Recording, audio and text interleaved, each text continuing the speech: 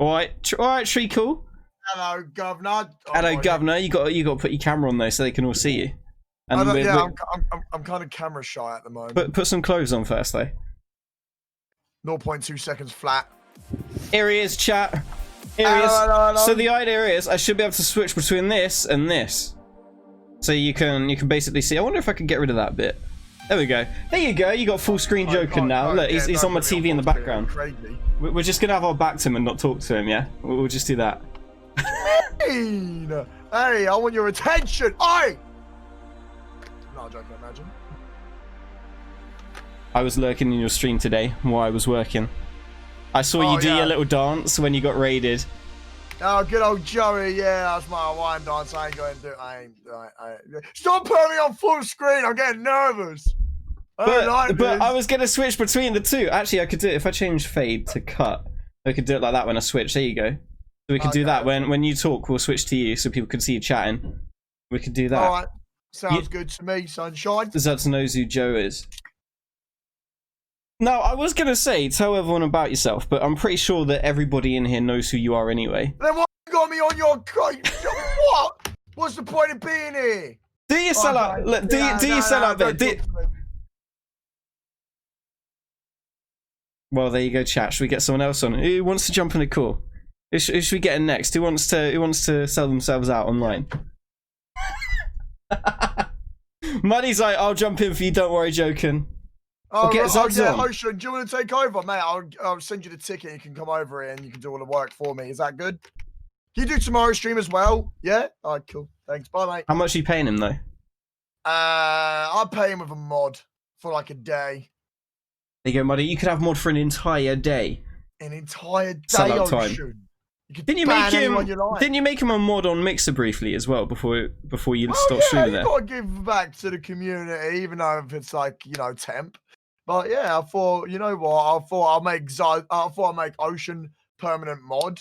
But then all of a sudden, Mixer announced they're closing down. So I was like, oh no, that means you gotta start again. You know, like it's just one of them things, Ocean. Sorry, bud. Now, how long is it that we've known each other now? I'm pretty sure. Did we first meet? Was it November 2017? It was around my birthday month. Yeah. 3 years ago. He just told you on his birthday, his chap. 3 years ago. Yeah, it would be 3 years ago in November, won't it? It's been a long time now. Yeah, oh mate, those old school streams, your room was a bit of a different layout. Exactly, when I had my like beds on that side and then I had my like TV on there and I had Lucy Lou bot on the ceiling. Oh, it was good times. I wonder if I've got, let me just see. For anyone that hasn't seen these, let me see if I've still got the old Joken memes. We'll see if we've still got the old Joken memes. So if you don't remember Joken streams back in the day, if you're fairly new to a bit of Joken, let me see. Let's try one of them. Which ones have we got? We've got quite a few. We've got Choken. That's not the only thing you'll be choking on, Joken. Here he is. This is his old setup right here. So his room was a bit of a different layout. This was before he had his fancy gaming computer. When you streaming off Xbox back then? Yep, I was streaming off the Xbox. I actually streamed off the Xbox since like we got 17,000 followers, and that's when I switched. Stop playing the stuff whilst I'm talking. It's little baby Joken though. Look. Whatever. Look at his dabs right there. That's one thing that never changes about him. Look at the dabs right there. That never changes. It's okay. I want you to like explain what got you into streaming, because obviously when I met you, you'd already been streaming for a few months. You joined Beam around the same time as me, didn't you? Like March, April. But what even got you into streaming? The money! No, I'm joking. No, I actually started streaming because I needed a job. Like, I was looking for a job at the same time, and I was getting so, like, bored. Like, I was getting so, like, depressed and down and out. I couldn't find any jobs. No jobs would accept me. Like, can you blame them? But, like, I tried so hard and that, but then it just wasn't working out. Then I thought I needed to get my mind occupied. So what I decided to do is that I started streaming. You know what I mean? Just streaming off, just to keep my mind occupied whilst applying for jobs.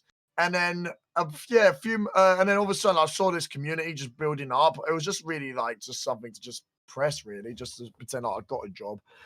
But then I got friends in that came on. Then I got friends that played with me, and then all of a sudden my friends recommended their friends, and then I had people just searching me on Mixer, and they just literally sold me out to their friends, and that it was just really. I was spoiled, and by the time I got a job, I thought, you know what, with the amount of people that support me, I think this is the time to just start streaming more to make you, because I was seeing the amount of people that I was being happy, and now it makes me happy seeing you guys happy. So yeah. So your whole brand of being the alpha and being the #1 sellout actually makes total sense now, because the whole reason you started was because you wanted the money. No, I didn't realize that. Give me effing money now. No, I'm joking. It wasn't really. No, don't say that. Don't say that. No, I'm getting sure. No, I don't use. Okay. Like, oh God. What? Oh, I got thrown a tenner at me. Oh God. There we go. Thanks, guys. Cheers. Cheeky Nando's. I don't have my wallet with me, so I can't do that. But so you started a stream off Xbox. Did you have a camera when you first started, or were you like a no cam streamer, or were you streaming to mates, or how did it even start? I used the cam, and I have no clue why to this day why I decided, I should use a cam, because I never thought about doing it professional. And so what I did is that I just put the cam on anyway. I had the Kinect cam. So I just had the basic Xbox, the basic Kinect. And yeah, just from then on and that, I just thought I'd keep it. It was obviously weird at first. When you use a cam, Jesus, it's so weird, like getting used to it. And yeah, even when I'm doing recordings and that, I've done a few recordings for people's birthdays and such. I find that really weird. I find that more weirder than actually streaming. Hold on. You just said you've done recordings for people's birthdays. Did you just confirm that you are on Cameo and you're doing personalized videos for people for birthdays and stuff? Onlyfans.com/joking. No, that's different. That's different. Sorry, that's my other. That's a different one. Sorry. That's the other one. Oh, sorry. Would any of you? I wish I did. If Joken was on Cameo, would any of you buy a Joken Cameo? No, because I'll do that for free. I can't exploit it. No. I can't. This is the whole thing with Cameo, is that people pay you to record like a personalized message. Now, would he do this for free? I don't know. Would you do it for free? Say like Muddy Ocean messages, or like Muddy Ocean's parents message, and say like, yeah, they'll be like, say Muddy's parents message would be like, can you record a custom video for Muddy? It's his birthday soon. I'll be like, they have to like take me to a holiday for Ocean. Jesus Christ, I think I'll need like a Tenerife holiday at least. 5 days a week, all inclusive. Yeah, I think that'll be pretty much it for Ocean. Everyone else can have it for free. One thing I always wanted to ask as well that I never knew. When I first met you, you were in like a group of 4. There was yourself, Gold Dust, Doey is now Retorted, and then I can't ever remember her original name, but it's Miss Salty Gaming now, isn't she? Casually Derpy was our original name. Did you all know each other before you started streaming? Yeah, believe it or not, like I never thought, like when I first started streaming, before I was playing Overwatch, and that was when like the Overwatch was the hype. So I just recently met them as well, believe it or not. It was like 2 weeks or 3 weeks knowing them. And I actually didn't know Doey until like Casually Derpy introduced me to him during stream. But basically I streamed no, what was it? We played Overwatch. Then I came up with an idea saying, would you guys want to do streaming maybe and that? Like have Casually Derpy and whatever, Gold Dust and that. We just bring everyone in. And they're like, yeah. But I think they weren't as serious as I was. Like they were having so much fun and so was I, but I felt like they would say like, I'm gonna have a day off tomorrow, whereas I wanted to keep going. So I kind of was like more pushing myself to the limits and that, and playing without co-streaming, and that was really weird for me because I usually like to co-stream at the start, and then like it just gradually built into a thing where I was starting to get so used to being by myself that I started like just doing more streams for myself. And then doing co-streams with them if they really wanted to, because I'd usually ask everyone, and usually sometimes it'll be everyone saying no or saying yeah and that, but I just wanted to keep going. So fast forward that, how Was it about a year or a year and a half afterwards that you got partner? How far was it into your streaming journey that you got partner? Or do you not remember? No. Well, I got it on my phone. No, if I remember, wasn't it around? It was June, wasn't it, that you got partner? Yeah, pretty much. So obviously, I've got my mixer info. I like how you have to turn around like this just to look at me and make it look more interesting. Yeah. Right. Let me just quickly find it. Joken Mixer stream. So I first started streaming on the 25th of October 2017. So then I first started streaming on that. So literally, I only knew you like a month after I started streaming. Yeah. So I was pretty lucky in that instance because that's when I could leech off you. So He's not even joking. He totally did. I did. I know. We got introduced by a certain person who was a mutual mod, who we don't really speak too much, as we called her a bot instead, and that because obviously it's a good deal, good term if it makes sense. But yes, no, we got introduced to each other. I'm not gonna lie, she was a great mod. Like she was good. I would be honest. But obviously there was drama behind things that obviously the OGs know and that. But yeah, just things like that. You just got to keep hush hush before. I don't know. I don't really know forever. Just in case anyone gets awkward. Oh, by the way, I started streaming on the 25th of October, and then I got partnered on. The name is banned. The name is banned. The sub button drop was the 8th. I received partner on the 21st of May, but I didn't put my sub button drop until the 8th of June. So that was less than a year after you started streaming. Yeah, that's actually pretty good going. Well, actually, no. Yeah, it was. Yeah, it literally took me a few. I was pretty lucky because this was when Fortnite was just about to pop off. Like, this is when it was first coming out. So I was pretty lucky because I did enjoy Fortnite. I'm pretty sure we all did. Like, especially at the first few seasons and that. Like, it was amazing. And so it was good to play with a mixture, like switching people out, switching people in and that, and then having a lot of fun with everyone. That's what you thrive for. Having fun with your community. I'm glad you mentioned the F word.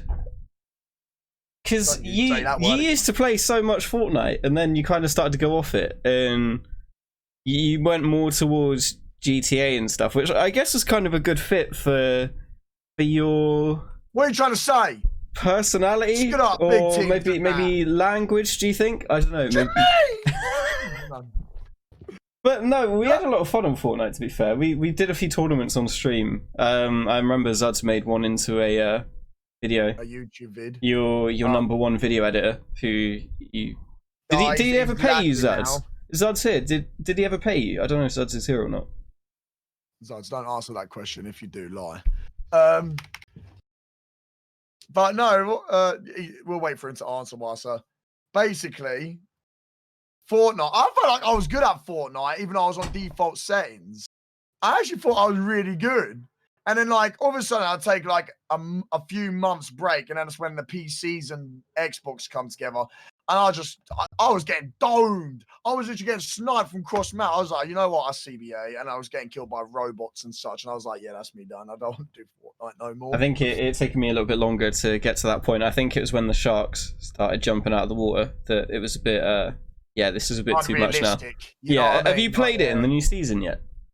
No, I just watch it and I just think to myself, thank God I ain't touching that. Yeah. No offense to anyone that actually does that, enjoy the game. It's just not what I was brought up with on the Fortnite. It just too much for me. Honestly, I don't know if we've got anyone watching right now that actually really plays a lot of Fortnite. Yeah, I don't think Lobster enjoys it anymore, does she? I don't think many people do. I think Fortnite always had a thing of ruining it.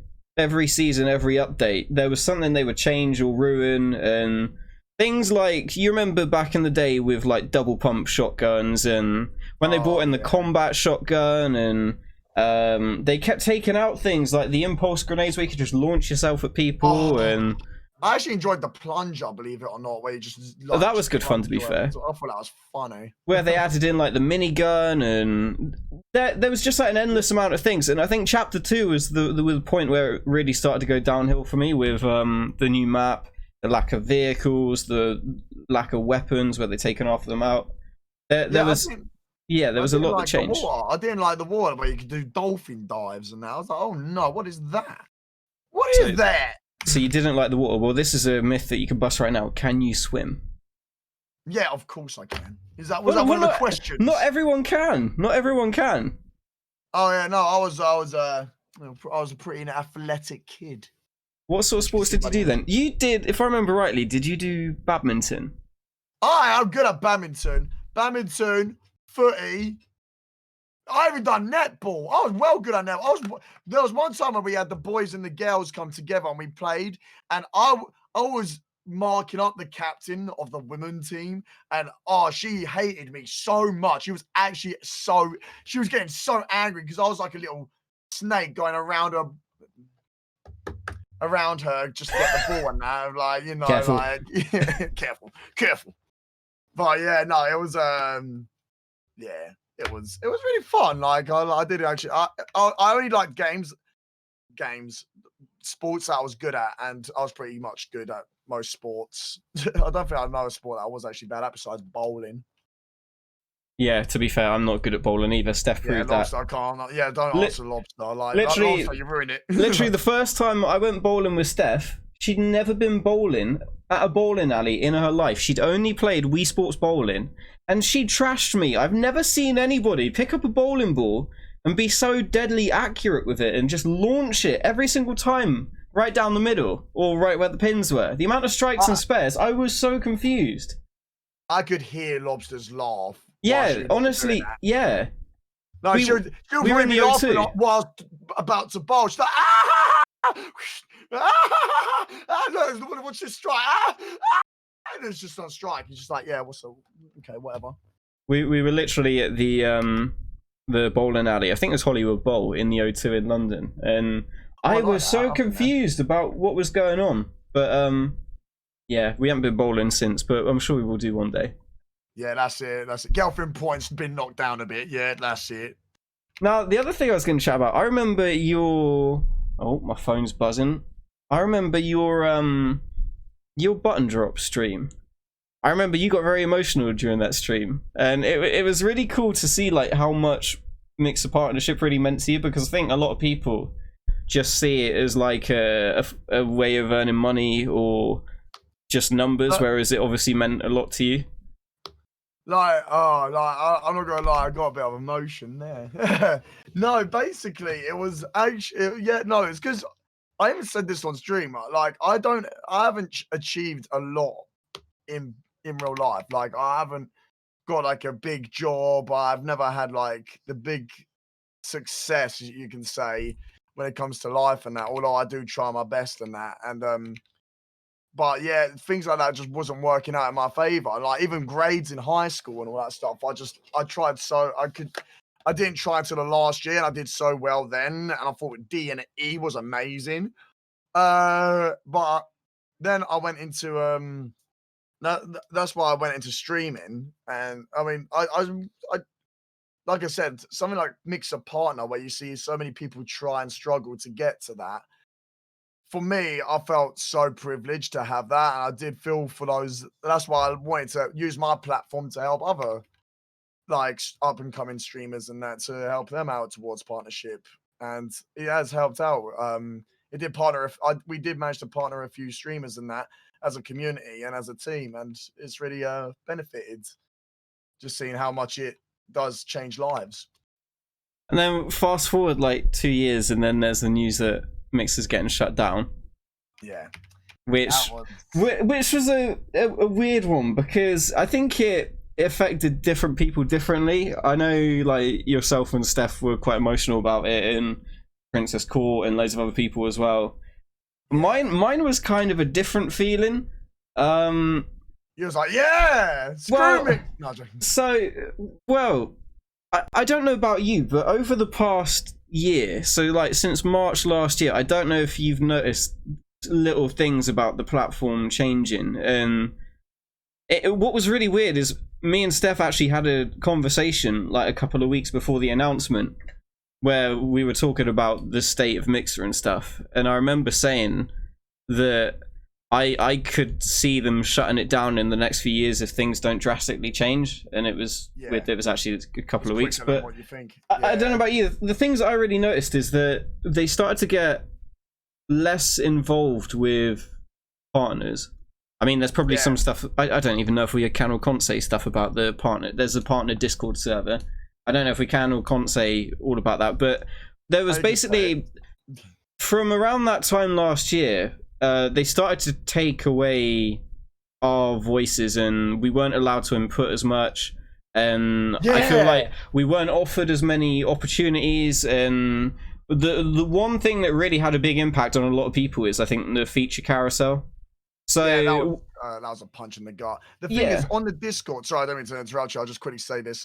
When you looked at a Discord, there was quite a few chat rooms, but as soon as when you click on them, most of them, like 90% of the rooms, was all read only. So you can only read it. Only the staff members and like all the higher ups or Microsoft team will be able to like post stuff in there.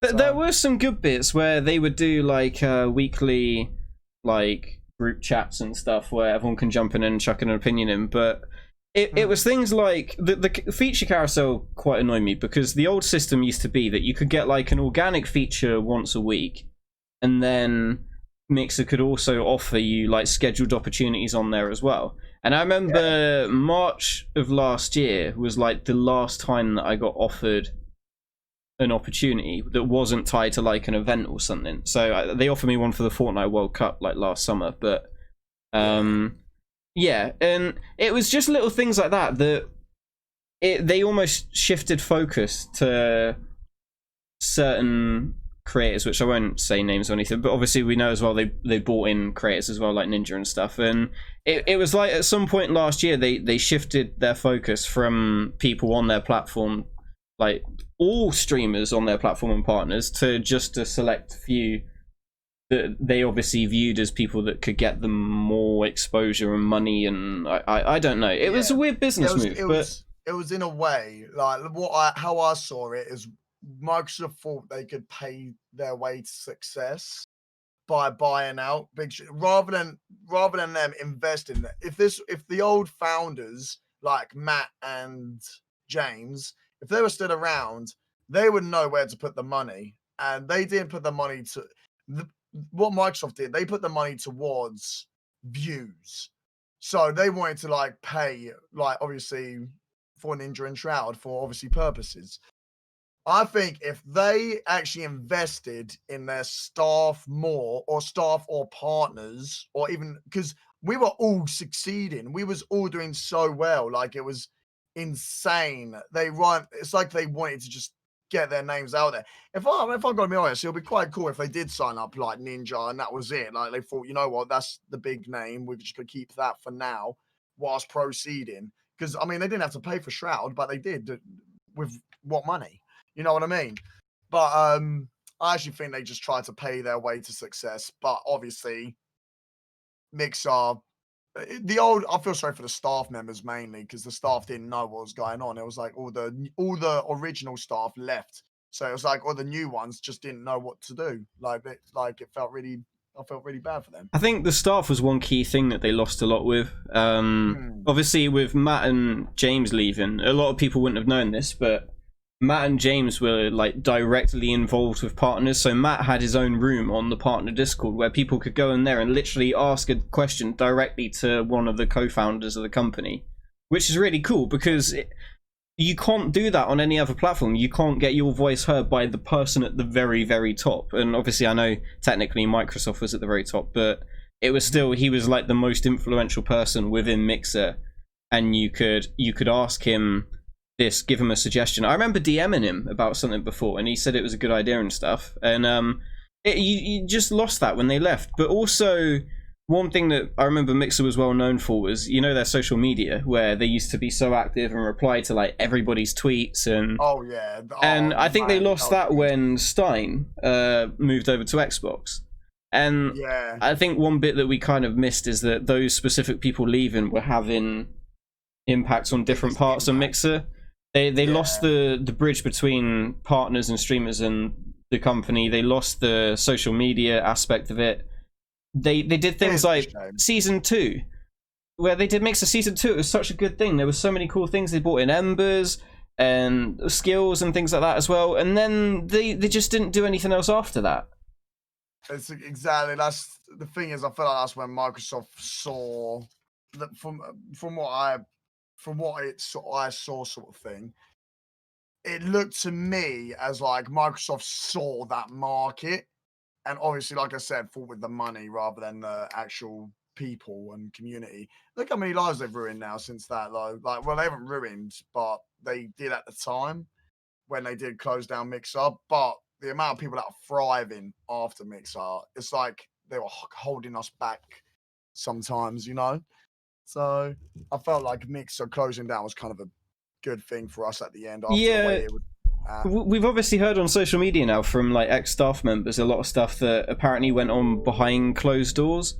And I think it's interesting to see, not obviously all of the really, really bad stuff like racism and all that sort of stuff, but I remember there was one, I think it was from Wes Wilson, and he said that they actually had someone come in for an internal meeting and tell them why it is not a good idea to buy in talent and why they should invest in their core community and build in that, and why that would be more rewarding. And apparently they all agreed, said it was a really good meeting, and then someone made the decision to buy in talent. After having that meeting saying it's not a good idea, it won't work, they did it anyway. And it's like things like that it feels like there were just too many mistakes, and it's frustrating because as a platform it did have potential. I don't think it was ever doomed. I kind of feel like Microsoft and bad decision making driven it into the ground. And the thing is, Mixer was the biggest competition with Twitch. And I know some people might be saying, what about YouTube? I know YouTube, yes, is a bigger company than Mixer, but YouTube is mainly seen as like videos rather than streams. So when people were like looking at streams, they would think either Twitch and Mixer. Mixer was the biggest rival for Twitch. Yeah, at the end of the day, Twitch is a dedicated streaming platform. Mixer was a dedicated streaming platform. YouTube was a video platform with streaming capability. Facebook, a social media platform with streaming capability. Like Twitch and Mixer were direct competition, and if you compare Mixer to like, let's say D-Live, Cappuccino, or whatever they're called, Caffeine. Sorry. Trovo and all that. Like Mixer was the dominant one out of all them platforms. Like D-Live had its like growth spurt, and then it just like Trovo is just brand new now, and that is just another version of Twitch. No offense to anyone that actually streams off there. I don't look at Trovo. But it's just all it's just all not this. It's just not this. It's just bloody doo-doo. Like, what's the biggest rival now? Facebook gaming. Like, Twitch really there's things about Facebook gaming that I don't like, and I'm really confused about. So, from what I understand, with Facebook gaming, you have to stream gaming content on Facebook gaming. And what's really weird is I've started seeing advertising everywhere for Facebook gaming, like on Instagram and on Facebook and on Google and stuff, where they've obviously been buying adverts for Facebook gaming. And what's weird is the advert doesn't show gaming. It shows like IRL streams, but from what I understand, it's like gaming only. And I don't really understand it. Like, I've got my own Facebook page and stuff over there, but I don't really get it. It's, I've not downloaded the app. I've seen the app, and it kind of reminds me a little bit of the Mixer app, to be honest. But, yeah, I don't know. The thing is, right, oh my God. Facebook, like, have you seen the views that people get on there? It's insane. It's like another Mixer. You know what I mean? It's like inflated views. Like I haven't, like, I don't mean to, like, you know, say really big things. No. I don't want to abuse Facebook gaming streamers or anything like that. But the views are just wild. Like, I'm seeing. Like, but it's probably just because it's like probably mobile. It's probably mobile dominated, and mobile is obviously the most dominant over like PC and. Well, there's two fundamental flaws with Facebook that I don't like. The first one is obviously most people have a Facebook account with their personal profile. Now, if you want to hide your identity, I'm pretty sure you have to set up a new profile with a brand account. Yeah. The main problem that I don't like about Facebook gaming though, is that it's technically a pay to win. So you Yeah. can pay for Facebook advertising to promote your stream on people's Facebook pages. So basically, the more money you have, the more you can promote your stream and get it on more people's timelines. Now, I actually saw that today with a former Mixer partner. I was on my Facebook and I scrolled the timeline and it literally had their stream and said promoted under it, where it's obviously been promoted so that I could see it. Because I've never watched this person, I didn't follow them on any social media. I've just seen their name before, but it was promoted on my timeline. I gotta see this. I think it's a. I will do, yeah. I think it's a bad idea when you build a streaming service into a social network where you can pay to get more people to watch it. The thing is, when you pay someone to watch it, like I'm just like put myself in their shoes. If I paid Facebook Gaming or whatever to get myself promoted and seeing the amount of influx viewers come in and that, I'm telling you now, if I stream the next day and I don't see them viewers, that will make me more upset than what I was, because it was just literally pay to win. You know what I mean? I would rather have people enjoy the content rather than have people to obviously get more views and all that stuff. That's really cool and all, but sometimes it's just a bit too much money grabbing. Yeah, honestly, when all this stuff came out about Mixer, myself and Steph kind of spoke to each other and were like, I don't think it even taken us that long to decide what we were going to do. I think originally I was torn between whether I would go on to Twitch or do more of my YouTube stuff. I don't think Facebook was ever in as a consideration. I just don't see it as a gaming platform, and I don't even know if I could do this sort of stuff on Facebook Gaming, like just sat here chatting. Because as far as I understand, Facebook Gaming is gaming, and this technically isn't gaming. So they haven't got would this be on normal Facebook, where, say, for example, you could be streaming GTA on Facebook, and your mum might pop in the stream and be like, all right, I'm just popping out and getting you some McDonald's. What do you want? And then everyone sees your mum's name. They can go on her profile. They can find you. They can probably find locations and stuff. It just doesn't seem... It doesn't seem safe. No. And, like, Facebook is filled with, like, mainly more predominant middle-aged. You know what I mean? And I wouldn't want my mum to be exposed. I wouldn't want my family to be exposed on a website like, you know. I know what they say, because I did watch Facebook Gaming's introduction when Mixer did close down. And I'm not going to lie, they seem like nice guys and everything, like all the people that are working there. But people were like saying, is your account safe? And they're like, yeah, your account is safe. All you have to do is make another account. And it's like, but the way they were promoting it, it just still seemed a bit dodgy. I was still seeing things where it just didn't sound as safe as what they were saying. It didn't sound confident enough. But I think they kind of missed the point that, sure, as a creator, you can create a separate account for it in your streamer name and everything, but you can't stop family and friends coming into the stream. And what do you do? Do you like just not acknowledge them or pretend that you don't know them when they come in? Or like, I don't understand how you're supposed to deal with that. Like, say, like today in Steph's stream, my colleague Darren popped in briefly from work. If that was on Facebook and he popped in, they could go on his profile and find out like where I worked. And and then it's just not. I don't think it's been well thought through. And exactly, I think it's kind of bad that Microsoft were just like, you know what, it's not working out, we'll close it down and partner with Facebook, because you know what, we can't partner with YouTube because that's Google, we can't partner with Twitch because that's Amazon, so we'll go with the other one that isn't any of them. Like, that is just, can you imagine though if Microsoft partnered with a different platform like Trovo or DLive, or actually I don't want to talk about those platforms. So DLive is owned by some Bitcoin company now, isn't it? Or is it actually Bitcoin? Yeah, I've heard. And then Trovo is owned by Tencent, which I think is part owned by the Chinese government. Yep. I understand people might want to go and stream on those, but I love how we should do more of these web shows where we talk about, like, you know, Mixer and that. It's actually quite interesting, you know. Well, yeah, it's nice to see what other people's in. Well, because like PewDiePie, he signed an exclusive deal with DLive.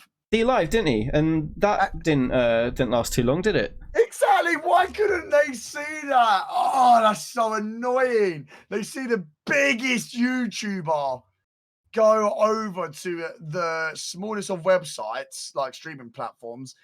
Obviously, it grabbed attention at the start, but then after that attention died out, or whatever, the contract finished, there's literally no spark.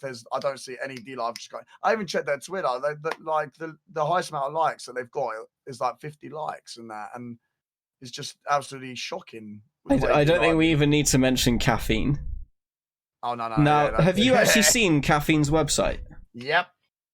Like, okay, so what we could do a test right now. So we could get Joker to go on to Caffeine, try and watch a stream on there, and see if you can work out how to comment or follow or anything. Like, honestly, we looked this up recently. I saw that when Lobster did it or something. Yeah, like that. we literally looked this up recently. You can't. There's no way of doing it. Like, if I'll show you right now. We'll go on to which one? Oh, my dad's in the this chat. one. We're going to this one right now. So look, we got both of us on it. I should have probably just done this screen, shouldn't I? So we have both of us chatting like this. I know, right? I should have probably done this. Git. But here we go. Look, if you haven't seen Caffeine, okay, this is it right here. So look at this. This is supposed to be a streaming platform that some people have like taken seriously and moved to, and we worked out that it looks the same on mobile as it does on PC. It's a mobile platform. But say, look here, live on Caffeine. This is a stream right here. Now, don't worry, I couldn't work it out either. So these boxes down the bottom that just disappeared, they're chat messages.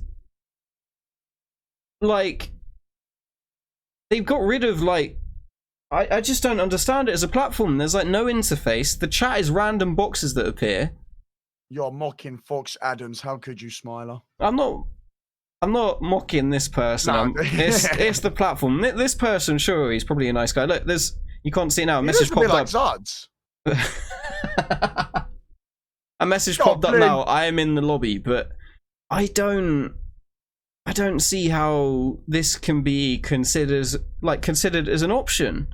Like, it just doesn't seem appealing. Like, it's colourful, yeah, but have you noticed as well? They've hidden, like, I'm assuming they've hidden viewer numbers. I don't know what this 17 plus thing is here, because Fortnite's not a 17 plus game. So unless this just means there's more than 17 people watching, but why of all numbers would you write 17?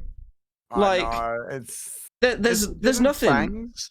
It seems weird that a platform would hide like all of those stats. We need to account. You know what? Let's try making an account. I'm gonna log in with my Twitter. Okay, I'm gonna put it on the other screen. We're gonna see if it looks any different with an account. Okay, look, I must have made an account years ago because look, it's got my old logo on there. Okay, well, look, there's still no viewer numbers or anything. Let's go to Jack playing trios right now. See if it looks any different logged in. No, it doesn't. Thanks, there's a bit down here that says say something to Jack. Oh, down here we can give, we can react, or we can share. That's literally it. I guess the little star. A lot of fun. Is the Smiler? Report this show. I don't want to report this show. I guess the little star is a follow. Where's the chat? The chat's down here. Should I put hi? You can't see it, it's behind me, but it appears as like, hold on, let's go on this one. That is so engaging. Look, this is it here. This is it. My message is down there. Like, I don't. This is what it looks like. It's crazy. Like, what a fantastic experience. Well, yeah, I wonder if he's talking. First person to land there wins. Oh, he is chatting. Okay. He Get probably off my said stream, hi. I'm playing Minecraft. But this is the thing. I don't see that as a viable option. Like, I don't see how anyone could consider that as an option to stream on there. It seems like it might be alright for like IRL streams on your phone or something, but yeah, like Red Bull and stuff stream on there. They probably pay for brand deals, like Kiwix is saying, they probably pay for certain people to stream on there, but I think I saw a FIFA YouTuber, Fangs. I don't know if any of you know who she is. She actually was on Mixer for a bit at the same time as Nepenthes. And from Nepenthes tweeted out to say that Mixer, they couldn't come to an agreement with Mixer to renew his contract, and obviously it makes sense now.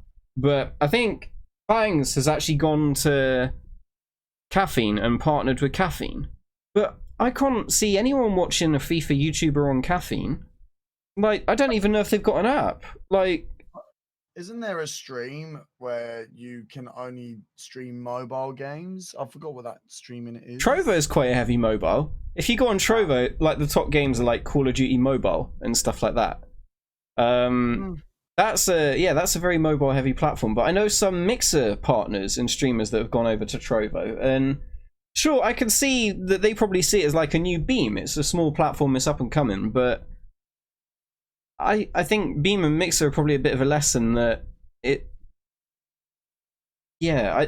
and I saw people getting partnered on Trovo. What do they call it, like Trovo 500 or something? But no way. Yeah, I think they call it Trovo 500 or something. Their partner thing. I've seen loads of people tweeting about Trovo 500. Jesus Christ! Get a live reaction from Joken. Hold on. I've actually signed on this just in case I ever did, but I highly doubt. No, I've made an account as well, but I think it's just the thing that whenever there's a platform, you should make an account on there so other people can't get your name. Yeah, exactly. I'm sorry. This is Thank you, Jody. Dumb. Like, who calls it 500? That's like I love you 5,000. Isn't it? I love you 3,000. Oh, sorry. You're gonna upset Steph because she's a major Iron Man fan. If you get the quotes wrong, you're gonna upset her. Steph. Hey, Lobster, I do love me lovely Iron Man in his iron suit. I mean, you should make Smilar an Iron Man suit. It might Give me 1 sec. It might get a 6-pack. Hold on, we'll see if we can make that happen now. Oh God, here we go, chat. It's gonna be fun, isn't it?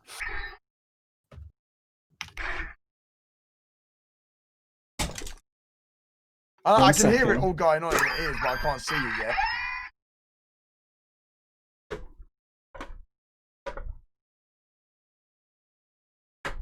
Sub to me, chat. Twitch.tv/Joken UK. Twitch.tv/Joken UK. Right, come over. Follow me. How about that? Is that alright? Oh, yeah. Yeah. That's good. Yeah, we can see.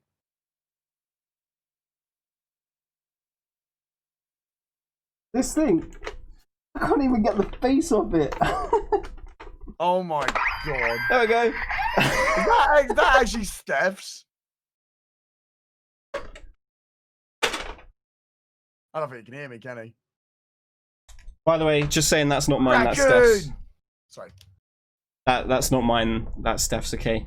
I don't know where she got it from, but it's pretty cool. It's tough. I'm telling y'all. Who's more of the nerd out of you two? Go on, we want to know this. Out of us two, who's more of a nerd? Yeah. Well, I mean, it's probably me. Nerd. So am I. Because, you know, I work in IT and I'm just a... Well, I'm a 24-hour nerd. I'm not joking, I'm wearing glasses too. Yeah, where's your glasses? I thought you'd look all official for us with your glasses. Here we go. He's going to get his glasses for you, chat. There you go, let me take it out of its case. I can't reach it. There we go.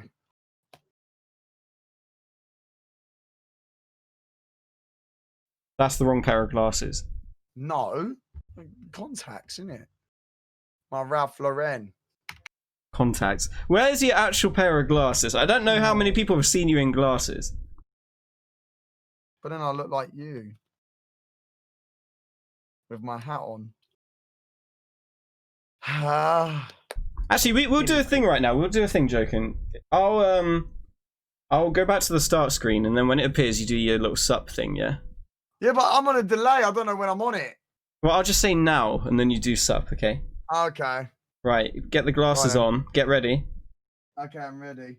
You ready? Yeah. Okay. Now. Sup? I'm on the wrong camera! He's looking at the wrong camera. Oh, no. You've been talking to this one camera the entire time. Do it again. And you look at the wrong camera. Do it again. Right, we'll do it again. We'll do it again, okay? Right, are you ready? Yeah, I'm ready. Do you know which camera it is now? Somewhere around here. All right, go. Up. You got there in the end. You got there in the end. I can't believe you've done that. That was literally... You've been talking to this camera the whole time. Oh, you'd be surprised on what I do. Jesus. Oh, love. Oh, I know. Okay, so for anyone else that's just switched over to Twitch as well, how are you finding it so far? What do you like, what don't you like? Do, do, do, do, do, do, do. Oh, wait, you talking to me?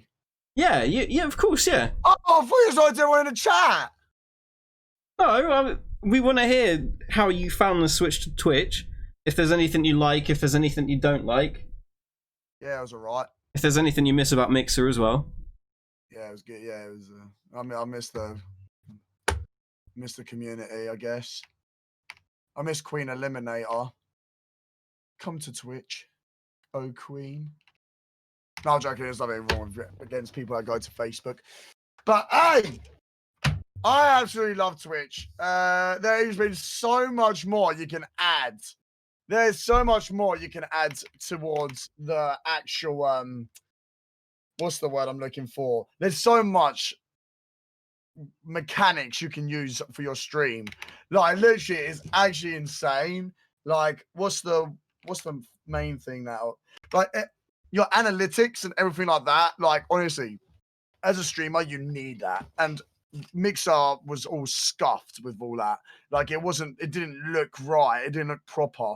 But on Twitch, it actually tells you everything on like what's your like income wise, follow wise, when you had the most viewers at like certain hours. Honestly, it was fantastic.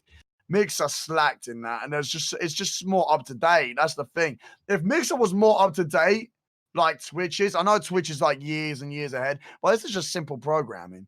Like this would have been so much more easier. Even sub bundles would have helped out Mixer in that criteria, because people on Twitch are so much more giving than they are on Mixer.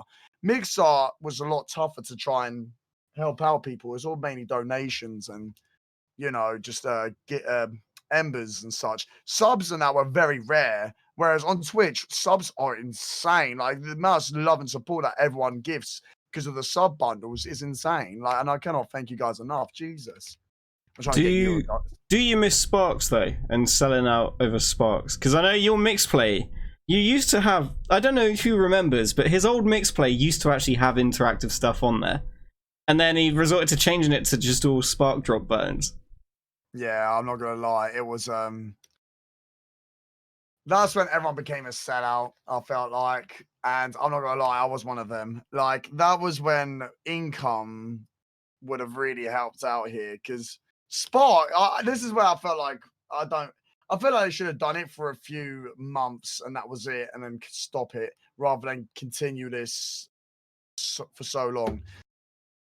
But yeah, that was just such a quick way to get even viewers, like, because you're lurking to get the sparks. Like these were things that would all add up to Mixer's downfall. It was really good for them to do that for us, and that it was really nice. But then all of a sudden, it just became an abundance of lurkers who would literally just farm for the sparks and help out their creator, and we would all promote that. And the thing is, it was helping out, but then it just became a bit too much in that. And I'm not gonna lie, I missed the old sparks that I had, where the shut up and no, that was your one. My one was the disgusting and it's coming home. All that was so amazing. These were the old times on Mix, and it was so good. I loved it. It was such a fun platform. I think Sparks is one of the things that really started the downfall of Mixer, though. Yeah, so Sparks were always the thing on Mixer. They used to just be for interactive boards like Mixplay. And they were hard to get. Really yeah, I think well. the two key problems with Sparks were when they monetized them, it created like an insane lurker culture. Like people having multiple accounts and PCs set up to have lurking accounts to earn Sparks. I think the other problem with Sparks is, unlike channel points on Twitch, you could earn Sparks in any stream and spend them in any stream. Now that promotes like lurking in just like any stream, like channel 1 and stuff, just lurking in there to get Sparks to then spend in people's streams. It didn't encourage people to actually stay in that stream and watch that stream. I think if they got rid of the sparks as soon after the money was gone, Yeah. they should have kept it like that. Like they should have just literally just destroyed the spark system. It would have obviously hit the lurkers now and that, and then obviously that would have gone down. That would have been setting it to the right tone. I think it's because they were just looking at the views and that going up and that, and they were just thought, yeah, we'll just keep it like that. Sod it. We're getting some. I mean, income. I could see why people were doing it. If you could earn money out of sparks, then I could totally see why people would have done that, because it's money. Like that's one goal that a lot of people have got from streaming, is to make a living out of it. And some people were making like thousands every month out of it, which is just insane. Exactly. But I think it was when it got to the point where it was getting abused, and some streams literally had like 30 to 40 viewers were just bots lurking in there to earn sparks and drop on the streamer. It was inflating viewer numbers and inflating income. And I think a lot of people got hit hard when they taken away the monetary value. And I know at least 2 or 3 partners that I won't mention names who actually quit their jobs and went full-time streaming with all the spark stuff going on. I know one of them has had to get a job again because it's not financially viable. I know, yeah, which one you're thinking about. Yeah, it's a tricky thing. It's that sort of situation. Like you can't rely on something like that is a free income for watching. It's basically you're getting paid for people just lurking in a stream. Yeah, you can see why it was taken away. And I think it created that lurker culture that never really went. Mixer, well, people looked at on Mixer was practically a community, like a really nice, positive community. And the thing is, that's what made Twitch look more toxic, because obviously the way Mixer was compared to Twitch. Yeah, because Mixer even gave out £100 to each Mixer partner during the COVID crisis. And obviously, I know it's part of the marketing, but it's a nice gesture, though. Yeah, exactly. They didn't have to do that, but they did. So I think they just lost that touch, and they just, it was. I was thinking the other day as well. I honestly can't remember before the Spark stuff. I can't remember, apart from Monster Cat, any 24/7 channels. Like I can't think of any, or like self-promoting channels and stuff. I can't think of any before all that Spark stuff. Back in the earlier days of Mixer and Beam, I can't think of any channels like that. And I think that was one negative thing that came out of Sparks, is it created that culture of lurking in streams, bumping up viewers. Besides Forza Horizon, when that was coming out and everyone's getting money. That was another mistake. So Mixer made this loot system where you would watch certain streams and you would earn in-game loot. So there was this whole thing when Forza was released that you could watch a Forza stream and earn in-game credits. And I remember, I think I earned 100,000 in-game credits just from being in Forza streams and streaming it myself on Mixer. And that created the wrong culture again. It's not like drops on Twitch where people were literally in the chats there waiting to get that drop. I mean, it's still a thing where it inflates numbers, but they did do that for Valorant, to be fair. Like, I was seeing Valika and all that stuff, they were leaving their streams on just so then people can get the codes for the game and all that. So I think that's what Twitch did wrong there, because even Twitch were complaining about that, Twitch streamers and such, because it was promoting lurkers and all that stuff and that, and it's just not, it's just damaging the community sort of thing. So 24/7 streams and all that stuff shouldn't be a thing at all. I think it was the fact that the old system on Mixer was that based on your view number, you get bumped up to the top of the list. So it's always Paladin, Smite, and Monster Cat were like the top 3. That's the only thing. I think music and that's it. Really. Yeah, but when you go to a streaming platform, you don't necessarily want to watch Paladin, Smite, or listen to Monster Cat. You want to find creators and people to watch. And the fact that those ones were always at the top, I think it's taken Mixer too long to address it as well. That it was in that situation for too long, and it had such a negative impact that by the time they actually created like 24/7 categories and stuff, damage was kind of already done, and people realized that to be able to compete with that, they needed those sort of numbers, and a lot of them would get it from lurkers or from big hosts. And I think auto hosts had another effect as well. One thing I like about the hosts on Twitch and raids as well is that it like completely moves people over. You can't be sat in, like, I can't sit in my channel all day, and if I raid someone, I stay in my channel, and then when it hosts someone else, it goes to them as well. No, it literally, when it raids someone, it moves me to their channel.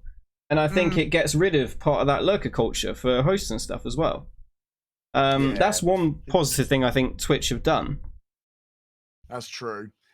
So why do you think Twitch is the way it is now? You know what I mean? It's because they know what they're doing now, and I feel like it took Mixer to do what they're doing to get Twitch to where it's at still today. Because I feel like they've added so much more stuff that Mixer had over to Twitch, and it's really benefited them. Like it seems it's a lot more slicker than what it was. It was so out of date Twitch the way it looked, the FTL and everything. It was just, God forbid, it was just not that great at all. It was like Windows 7.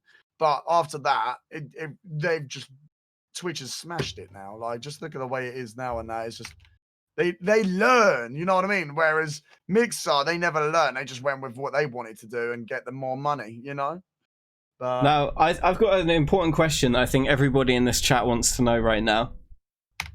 And it's not, did you ever find your fleshlight? No, that's one question. I didn't know what that was. Oh wow. That's one question. But Joken, did you ever find your fleshlight? Yeah, I found it in the bin. No, I'm joking. No, I never found it. I never saw it, and I never found it. Now, if you don't know what we're on about, there's a clip on Joken's channel that you can see. I think it's called Joken Vibing. How the hell do you know what it is? You guys are disgusting. I didn't know what it was until the other day. So basically, the clip was that someone asked Joken, was that a fleshlight behind him on his bed? He didn't know what one was, so he started turning around, and he was like, "Fleshlight? What? Where? Where?" And I thought you meant flashlight. then he googled it and realized what it was, and he got his reaction live on stream. Yeah, good times. Yeah. But no, the real question that I wanted to ask is, can you confirm or deny whether you are signing an exclusive deal with Brime? Me and a Z person, respect. We're still talking at the moment and that, so Brime to be continued. Can you give us like any inside information about what the platform's like, or what even is it? Basically, it's a pay to win system, but I've got a strong community that will give me enough money to promote my ads and get me out there, promote me on the promotion page and such and that. So do you mean on that WordPress website that they've got? Yeah, I thought it was the Excel. Yeah, like it's all coming together. Wait, are you saying, did you just confirm that the streaming platform is actually just an Excel spreadsheet? I can't confirm nor deny. My hoodie is coming through soon. I cannot wait to have it. Yes, and my socks. So any of you that have heard about this Brime stuff, it's honestly like the funniest misunderstanding I've ever seen in my life. So there was a guy on Mixer called Mixer Magic who, after the news that Mixer was shutting down, he basically put a tweet out and said that, also his Twitter is now deleted, he got rid of it. He put a tweet out saying that he wants to start a streaming platform. So bear in mind, this was like June 22nd he put this tweet out. This was like, what, 2-3 weeks ago? He was like, yeah, I want to start a streaming platform. And then what he basically did is, before he even had a website, had any of the domain names bought, had a team of people working with him, he made a Twitter account and announced it. Now, the initial announcement thing only got like 400 followers on Twitter. So it was mainly Mixer people thinking this would be a cool idea. We'll keep an eye on it and see what happens. And then Dr. Disrespect gets banned. And Keemstar reports on it as well. Yeah, so what basically happened is that Mixer Magic on the Brime account decided to follow Ninja, Shroud, Dr. Disrespect, and a couple of others, all people that no one knew what platform they were going to, what was happening with them. And with the Dr. Disrespect ban, people were looking for conspiracy theories about what's happened, what's going on. And they found this account that was following them, which said it was a new streaming platform. And news agencies put 2 and 2 together and were like, okay, well, they must be starting this platform. And they reported it. And it blew up. And it's on like 89,000 followers now. It's even got its own Discord nuts. server, which is like verified, discord.gg/brime. And it's gone crazy. Now, I think part of the problem is that Mixer Magic, or whoever's behind the Twitter account, didn't do enough to get rid of those rumors and questions early on. I guess they kind of saw the opportunity of all the people, all the attention, and just kind of went with it. Yeah, and that's what's happened in that. And obviously, it's still getting a lot of likes. It's got 400 bloody likes on their posts and that still on that. So yeah, and there were things like, people would ask the question, is Dr. Disrespect coming to the platform? They're like, we don't know, we'd love to work with him though, or something like that. And it's like, it's a generic response saying, if they said, no, we have no involvement, nothing to do with this, this is just a concept, there's not even a development team, there's not a backer, I'm kind of concerned that they were saying, I think this week or next week, they want to do alpha signups. Now, I'm not being funny, but I'm not giving them any of my details. Like, no, there's no way. If there's the website they put up was a $3 a month hosting with a WordPress website. Now, that's what Diverged, our stream team, that's what that runs on. It's like a $3 a month hosting with WordPress on it. That's not good for a streaming platform. Now, streaming platforms tend to run on like the largest cloud server platforms in the world, and those ones typically Amazon's AWS, Google's own cloud platform, and Microsoft's Azure. Now, they also replied to a tweet saying that they are not working, or they will not be using a competitor's platform. So where are they going to host a streaming platform? Like, I mean, Microsoft won't be a competitor for much longer, but if they're not going to work with any of them, how are they going to do that? Conspiracies. Oh, I don't know. Why got to put me on full screen? I don't know what's going on with them. Joken's got that exclusivity deal in the bag already.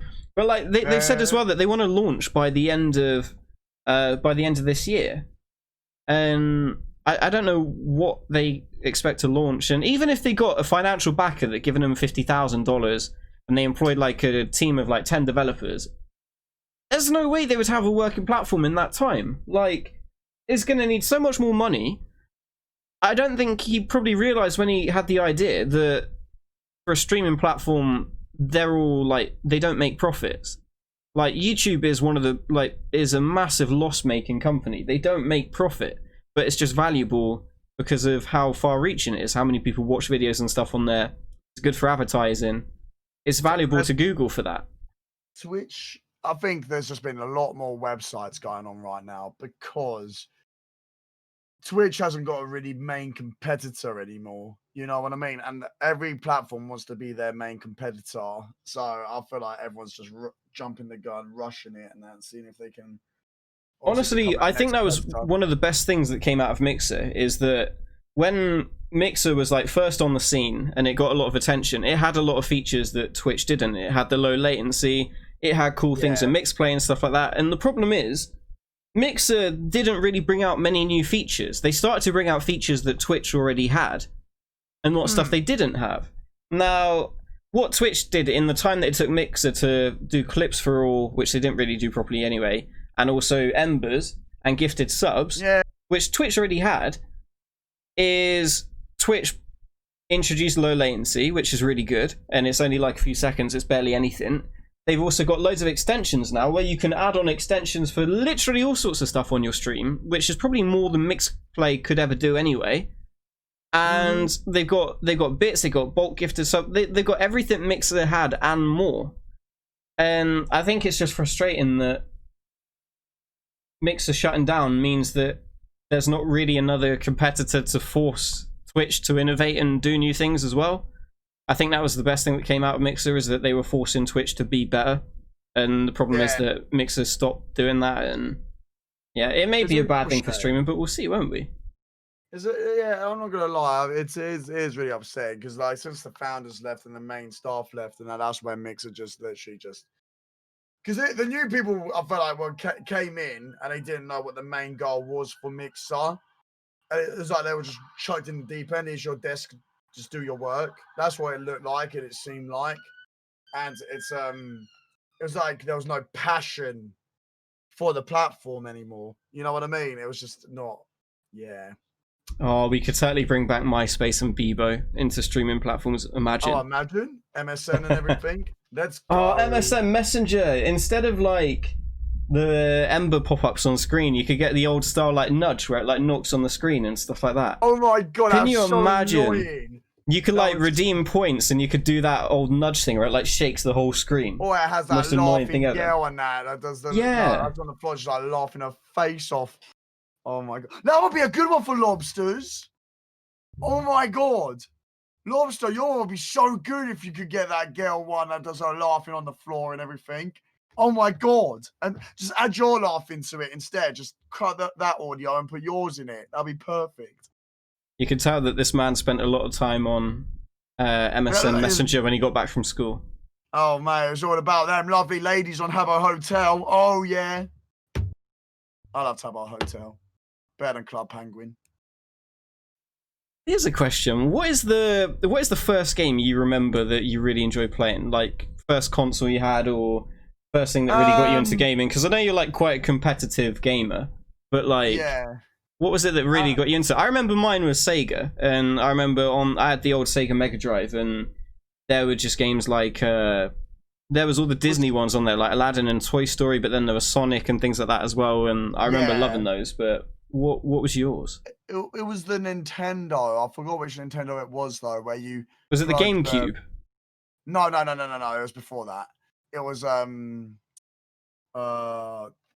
me see if I can Google this and that. I've got to figure. It's not Nintendo 64, is it? It might be Nintendo 64. Images. Yep, that is the one I started off with. But except I had like an orange crystal one. It was quite flashy. But yeah, basically what I played on that, my mum loved to play Mario, whereas I wanted to play this racing game. I don't know what it was called, but it was like an old school. And then obviously after that, I got given a PlayStation. The first PlayStation that everyone obviously had at the time, it felt like. And honestly, that's when I started getting into like gaming a bit more. But then I got my original Xbox instead of the PlayStation, and that's when I got the Halo. And I never knew that Halo was a popular game. I literally saw it in a shop and that, and I just saw the look of it, and I was like, oh, that was quite cool. So I just found it, I just bought it, and then, well, my mum bought it, and I played it, and ever since, I played the campaigns like 20 odd times in a day or something. I loved the Halo games. It was the best. Yeah, so weirdly enough, I didn't really get into the Halo games until Halo 3. My friends got me involved on that one, but then I went back and played the older ones afterwards. So I kind of did it in a weird order. I went like Halo 3, 1, 2, and then through all the others, whatever. But Halo 3 was the best with Forge, where you could just like make anything. There was like the tsunami maps and the bumper car ones and Griffball and everything. Do you know that was when the Forge was actually lifting off and they saw potential in that, and then they on the Halo Reach, that's when they really outdone themselves and that with the Forge map and that, and they added so much to it. And then 343 on Halo 4 decides to go, yeah, we're going to do a Forge Island map as well, and we're like, yeah, let's get excited. Turns out it's just 3 islands. It's 1 small, 1 medium, 1 large, and we was like, what the bloody hell is this? And it was in April, so I was thinking it might be an April Fool's joke. A week later goes by, and I'm like, what a fantastic experience I'm having. Yeah, I was really sad when Bungie stopped making Halo. Yeah, we all were, Bungie was so good at it, and fair play to 343. They've done some good stuff, but I still feel like it's not the same. And I'm intrigued about what Halo Infinite's going to be, which is what, like, when is it announced? Is it like the 23rd? 23rd. Which is a week on Thursday. There you go, chat, a week on Thursday. I don't stream Thursdays, but Joken will be streaming it if you want to see a little plug right now. Twitch.tv/Joken UK. Be sure to tune in, all right? Listen here, yeah? We're going to be starting at 4 o'clock rather than 12. But we're going to be starting at 4 o'clock and we're going to be streaming. What, in the morning?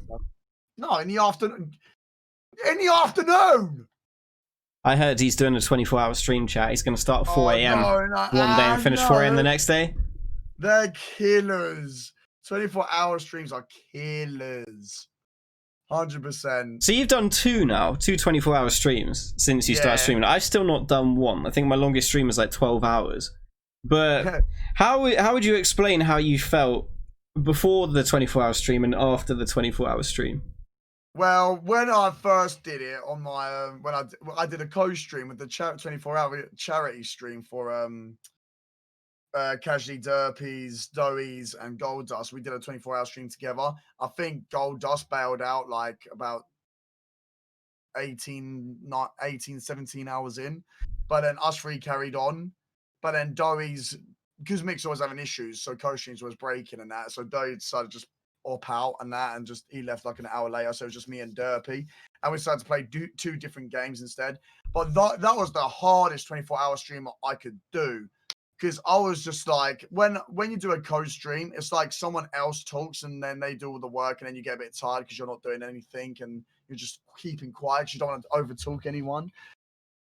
But yeah, I decided to just let them just talk and that, and it was the most hardest 24-hour stream ever because I was getting super tired. But on the second 24-hour stream, it was actually more easier than it was the first. I actually had a lot more fun on my second one. And it was actually, I actually felt like it was when you first start off, you get that, oh God, I've got to do it again and that. And, you know, but time goes flying by when you're having so much fun and everyone just wanted to have fun. It was absolutely, it was a success as well. I absolutely loved it. It was amazing. But yeah, at the end of the 24-hour stream, you sense that achievement and that. And the last hour is the longest. The last hour is like another 24-hour. It takes so long for that final minute to click. But as soon as I hit, I didn't want to end the stream because the amount of fun I was having and the amount of love and support that everyone was giving, it made me upset I had to end it. I was like, oh, I'm sorry, guys, all good things have to come to an end, and just ended it. I know what you mean about the having multiple people and talking over each other. It's one reason why I didn't do too many co-streams, like 3 or 4 people. With me? And no. And like also the format of this as well is why I really wanted this to be like maybe 1 talking to 1 or 2 talking to 1 sort of thing, rather than I know some people do like web shows and stuff where they have like 5 people on, and I feel like unless you specifically ask one person a question at a time, it doesn't really work. I remember I did one a few months ago, and it was a group of like 6 people that I was in chatting with, and it just feels awkward because you don't want to talk over people.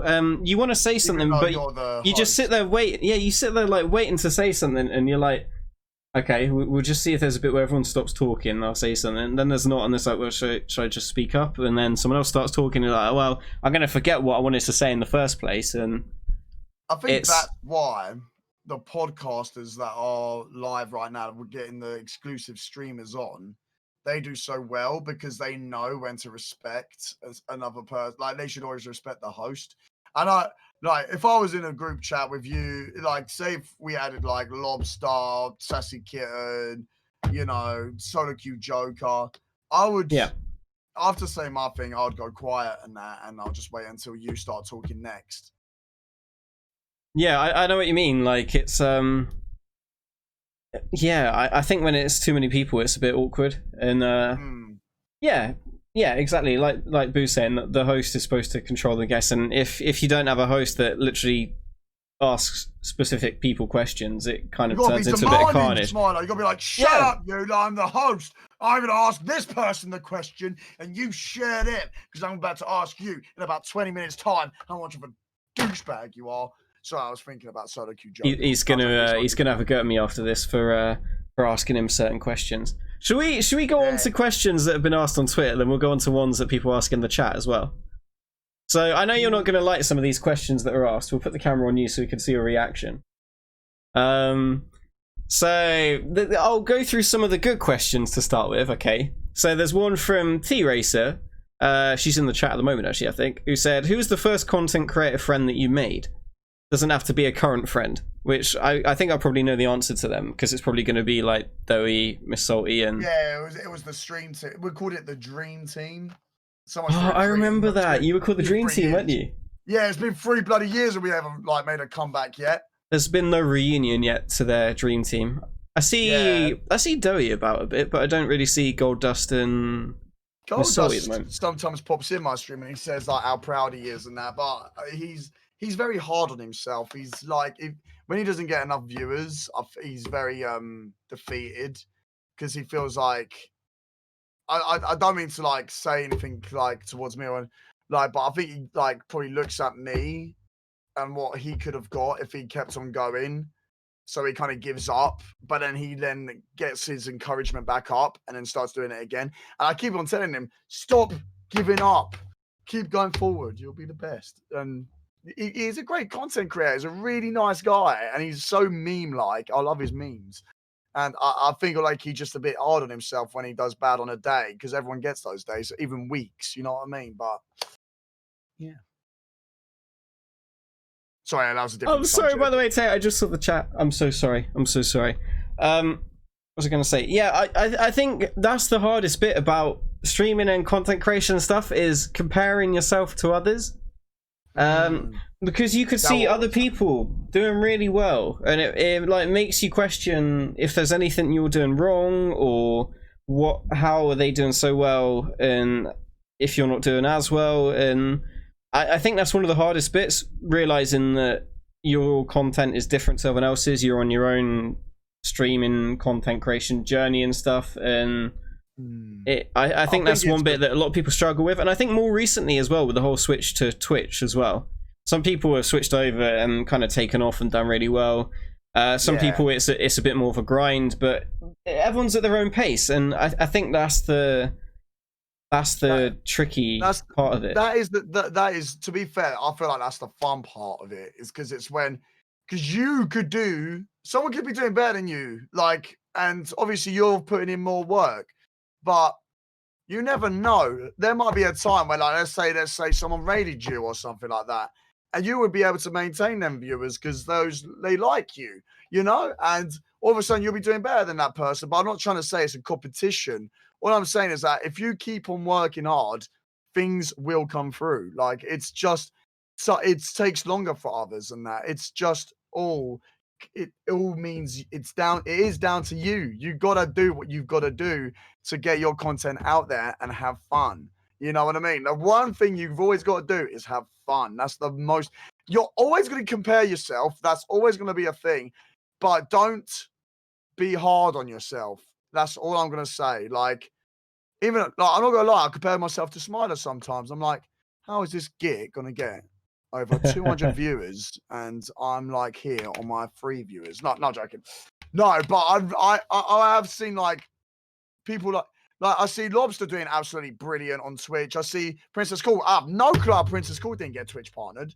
Like, I think to myself, I need to start doing something, and that's to get ourselves partnered. You know what I mean? I am so happy for them. Like, they've done so much. Like Forrest Dump, all these great content creators have got partnered, and they are smashing over like brilliant of community members coming in as viewers. And it's just, you've just got to try and build that community, keep the current ones you have, because they are your friends. You got to treat them as your friends. You can't treat yourself as above anyone. That is the one thing you don't do. Because I saw that on TwitchCon or something, and it really wound me up when someone said you got to think yourself as like the boss and like everyone's your peasant sort of thing. I was like, no, you never think that way.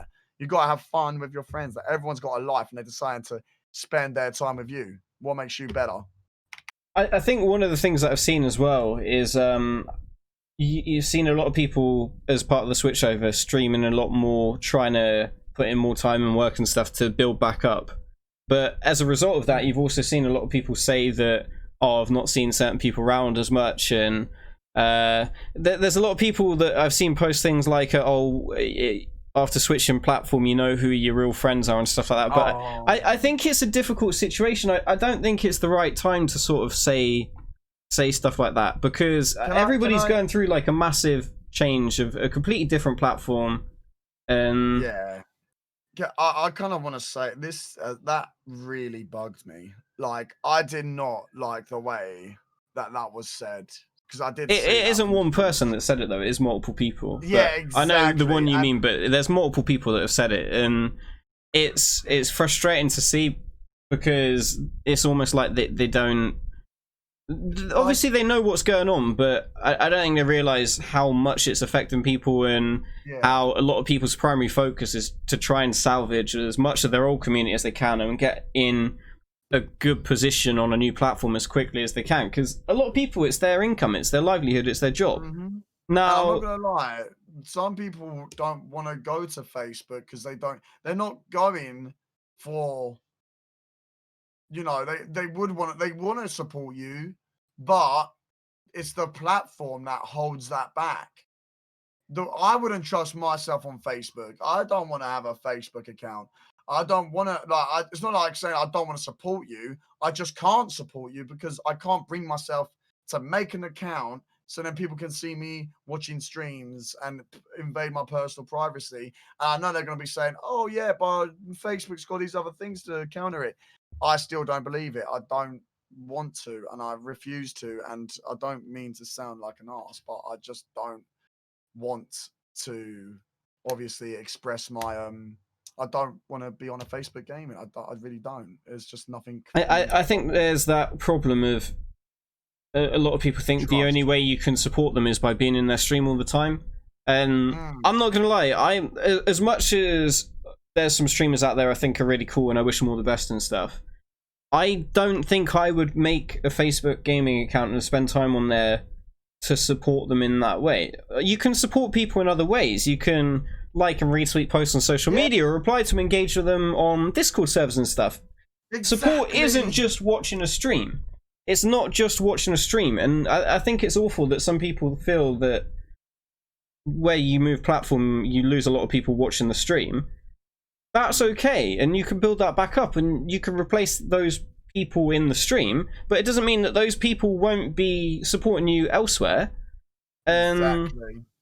Yeah, it's, you can't force someone to go onto a platform and almost like blackmail them and say, well, if you don't come and watch me on this different platform, it means that we're not friends and stuff. And I think that's awful. And yeah, I think everything that's gone on the last few weeks, I think some people have just got a bit worked up and crazy, and I think there's a lot of emotion flying around, and I hope it all settles down in the next few weeks anyway.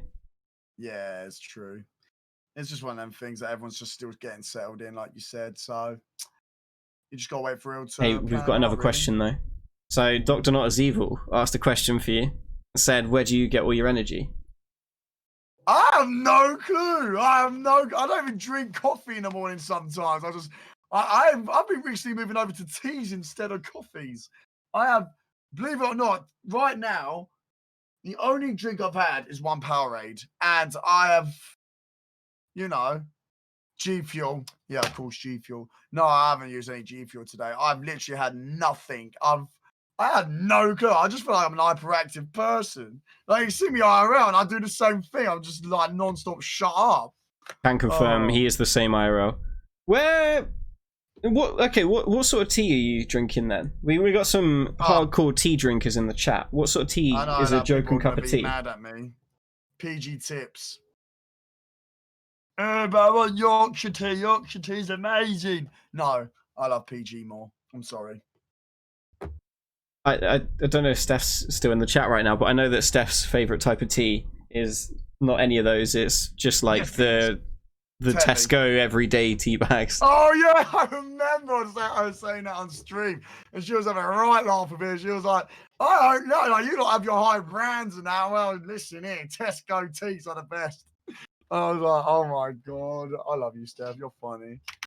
Oh. I love the fact as well. You're like, oh, I don't know where I get all my energy from, and you literally got a big tub of X Gamer in the background right there. Shit, that's an X sponsor. Yeah, fuck X Gamer chat.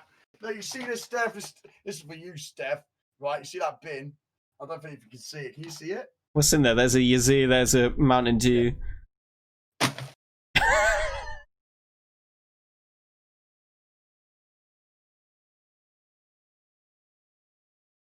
Steph, after everything they've done to you. That's a good one to talk about then. You don't have to go into details, but what happened with you and X Gamer? Because you used to be like one of their biggest advocates. You used to chat about them all the time, and you always have your X Gamer on stream. What happened, and what was it that really was like the final thing that made you ditch him? Shut up, T-Racer. You girl. No, basically, X Gamer. It was good. It was good. I literally I loved promoting them. They were an amazing company and everything like that. I had fun. I think his name was James, or Ryan. Forgot. I think it's Ryan. Can't remember. Blimey, long time ago now. But me and him were so close, and this is when I was going to America, and like I said to him, "Hey, I've heard about your X Gamer energy drink, and I love what you're doing and that." Because what they were doing, they were amazing. Like people like Box and all that were loving it, and honestly, I thought I'd give it a try. I was like, "Could I give a try of your things and that?" They said, "Yeah." So, and all of a sudden, they sent it to me after I came back from the States and that. I gave it a try. I said, "Bloody hell, this is amazing! I actually really enjoyed the taste." Like there was the blue nitro right there, and then I said to them, "Would you consider doing a partnership deal or anything like that?" And they were like, "Yeah, we can get you affiliated and everything and that. We'll get you a part," because they saw my content. They said, "Yeah, they like the content." And so basically, I was selling them out, and I was having a lot of fun. And then a few months later, I get a reveal saying that X Gamer is now going to be changing ownership. And that's when I thought I'd give it a little go just to see how the new people do. And I just got given nothing. I got no information. I got no insight. And then I just decided I'll just leave them. So what I said to them, "Can I get my money and go," sort of thing? And they said, yeah. The person that spoke to me was quite nice. He did say like, "Yeah, it's sad to see you go. I do hope you're the best and everything." I was like, "Yeah, you sarcastic git." But I took my stuff and I just literally I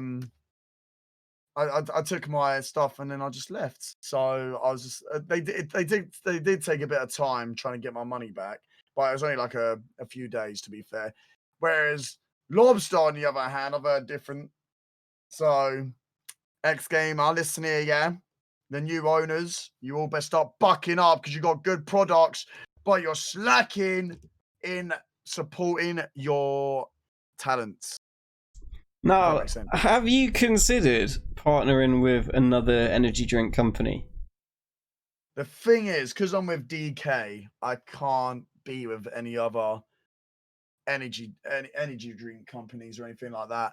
But to be honest, no, I don't see myself with anything, not even Sneak or anything like that. I was going to say, I could see you with Sneak, but I guess DK as a team are partnered with G Fuel, aren't they? But does that mean that the individual creators aren't partnered with anyone apart from G Fuel? I'm guessing. Yeah, that's like gaming chairs and that. They said if they got like Secret Labs, I wouldn't be able to be with GT Omega Racing, so that would be a big punch in the gut. That was when I would. Have you told Brian this though? Nah, I mean, like, I've kept this to myself. I've always. Ladies and gentlemen, Brian is in the chat right now. Hi, Brian. No, he's not. I'm joking. Don't worry.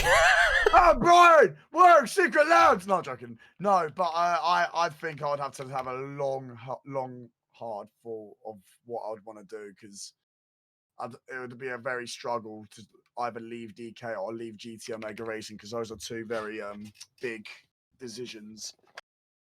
You know what I mean? I guess it's at the end of the day, it's what you want to do as a content creator, and I guess it's a tricky one.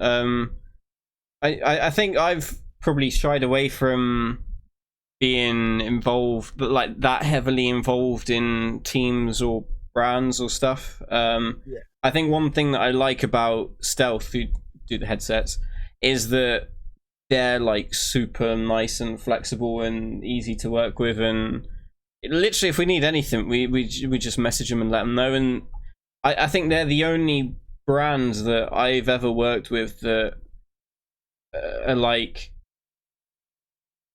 really like benefiting a content creator. Like the amount of opportunities they created us unrelated to the headsets. They put us in touch with 2K Games, and me and Steph managed to stream out at Gamescom on the 2K Games booth, and they also introduced us to people at Sega. And unfortunately, I was stuck at work, so I wasn't able to go to their headquarters in London. But I know C went and visited there. He was one of the people that got to visit there, and they've created like all these opportunities and things outside of just the headsets, which are really cool as well. They're one of the only brands I've worked with that seem to really care about trying to help streamers develop rather than trying to.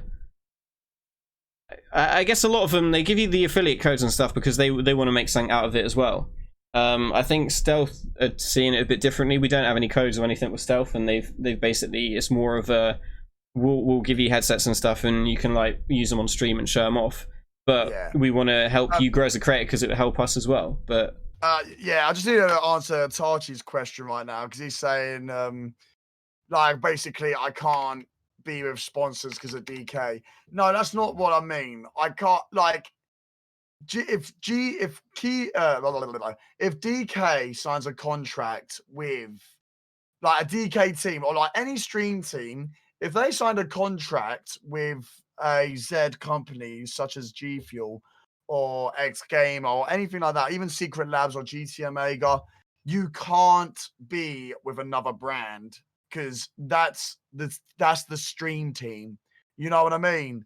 And basically part of the stream team is, if you're contracted to do that, you can't be with a competitor because then it will make no sense and that contract will be void. If they see me like drinking X Game or energy drinks and that and stuff like that, I would be getting into a lot of trouble with DK, but also DK will be getting in bigger trouble with G Fuel. So it's one of them things. But surely as part of that, does that mean that they should technically provide you with G Fuel so that you can promote it on your stream? Fun facts: they've sent me a bubblegum one coming my way recently. Oh, okay. There we go. Secret information there, chat. He's getting some bubblegum. It's gonna be insane. We gotta get some sales there for some DK Nation and that. Do you know what? I haven't drunken G Fuel or anything like that in so long. Like I've just like not thought about it. Like, I've always just went in with a cup of tea. But I feel like I need to start doing a bit more advertising for DK and G Fuel, so I need to start bucking up, you know what I mean? Yeah, I guess it's the thing about teams is you want to make sure that you still have your own brand and that you don't just become the team, you know. And I think it's important to have that like boundary of this is Joken, this is DK, or this is Smilar, this is Diverged, or whatever. Like it's important to have those boundaries of the stuff that people in a team want to be involved in and the stuff that they don't, because like I know that you obviously, like you were saying about GT Omega, like it's obviously really important to you. It's one of the first partnerships that you had. They've been really good to you, and I mean, you've been good to them. You had that person that bought what, like 20 chairs? Oh mate, it was good. It was good times. Good times. I've loved selling chairs today. I love, mate, guys. I'm telling you now, GT Omega Racing. You type Joken for a 5% discount. There's a discount on top of that as well, currently going. So, thank you, Smilar. I mean, I would promote my code, but I don't have one. Yeah, why aren't you gonna speak to Brian? DM him. I mean, I'm not really the sales person type, I guess. I've seen what you sent to Twitch about the Smilar name. It was well professional. Well, that's a bit different. Like, yeah,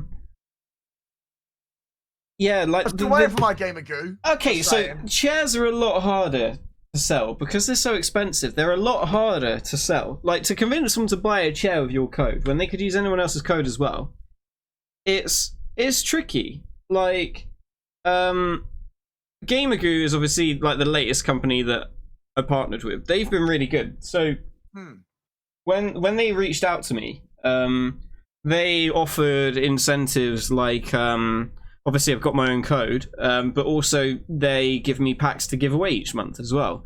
I've got direct contact with someone at the company as well, and I'm in their partner bit on Discord and everything, and it's really good. They're a nice brand to work with, and they're now part of like Advanced GG, and it's like a group of companies together now, and they're all really good to work with. They're all really nice. They both invited me to their stream teams on Twitch when all this stuff happened. They reached out and said that we know it's a bad time. We want to help if we can. Let us know your Twitch name. We'll get you in the team and stuff. I'm kind of waiting on my gamer goo, by the way. Are you gonna speak to Gamergoo about working with them? No. I still haven't tried their products yet. It's been a bit a while now, and ever since the. How long have you been waiting for the stuff to turn up? Let me just quickly see on my email. I think it usually takes like 2 weeks or so because it ships from America. Because I know Darth won a giveaway on my stream recently. His Gamergoo turned up yesterday or today, I think it was. But that was like 2 or 3 weeks ago. But it's shipping, but. I'll go and find it now. There we go. It was on the 26th of June. Okay, so it could potentially be like any day now. Well, best hurry up because I'll tell you now, I'm sweating here. Who wants to say high five? Come on, Smiler. It's right. You got spare Gamergoo. Give me a high five. Give you a high five. Hold on, let's do something. All right, I'll put my hand here and then you high five it. Yeah. There you go. I'm a bit delayed. We'll just do that. The pow. There we go. Oh no, I squashed you, Smiler. No. Wow. But yeah, it's. I feel like I can only promote this product because it's so good. I've never had anything like it.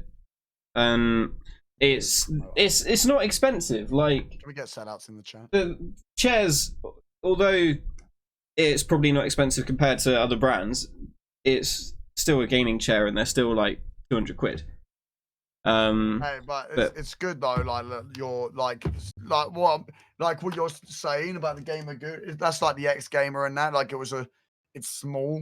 Like the prices and all that stuff compared to like big chairs like these that cost like really retail price £200 and that when I mean, the other thing I don't know if you knew about Gamergoo is that James, who's one of the co-founders of Mixer, he's on the board of directors at Gamergoo.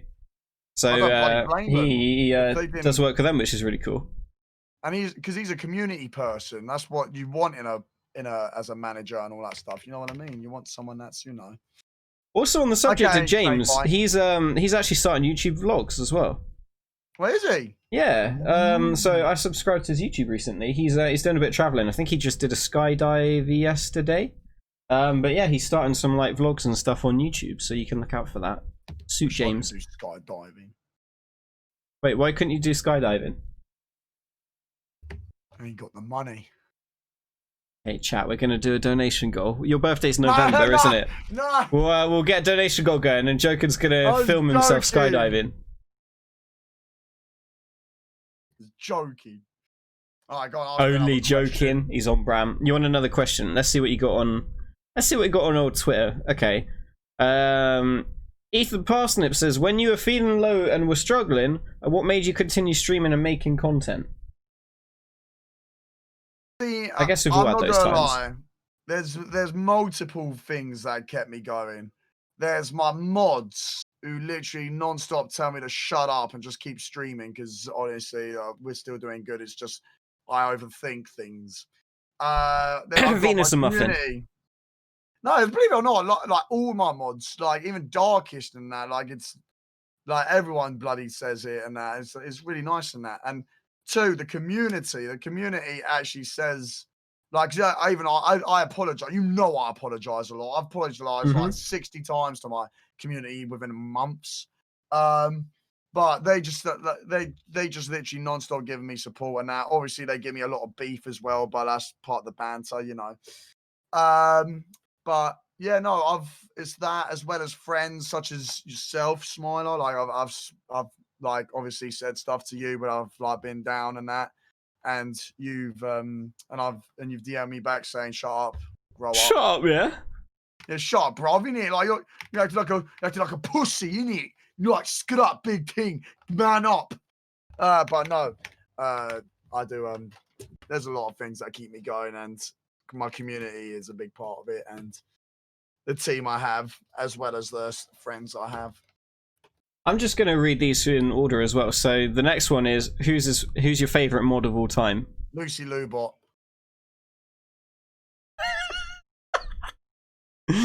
Oh, Get me out of trouble.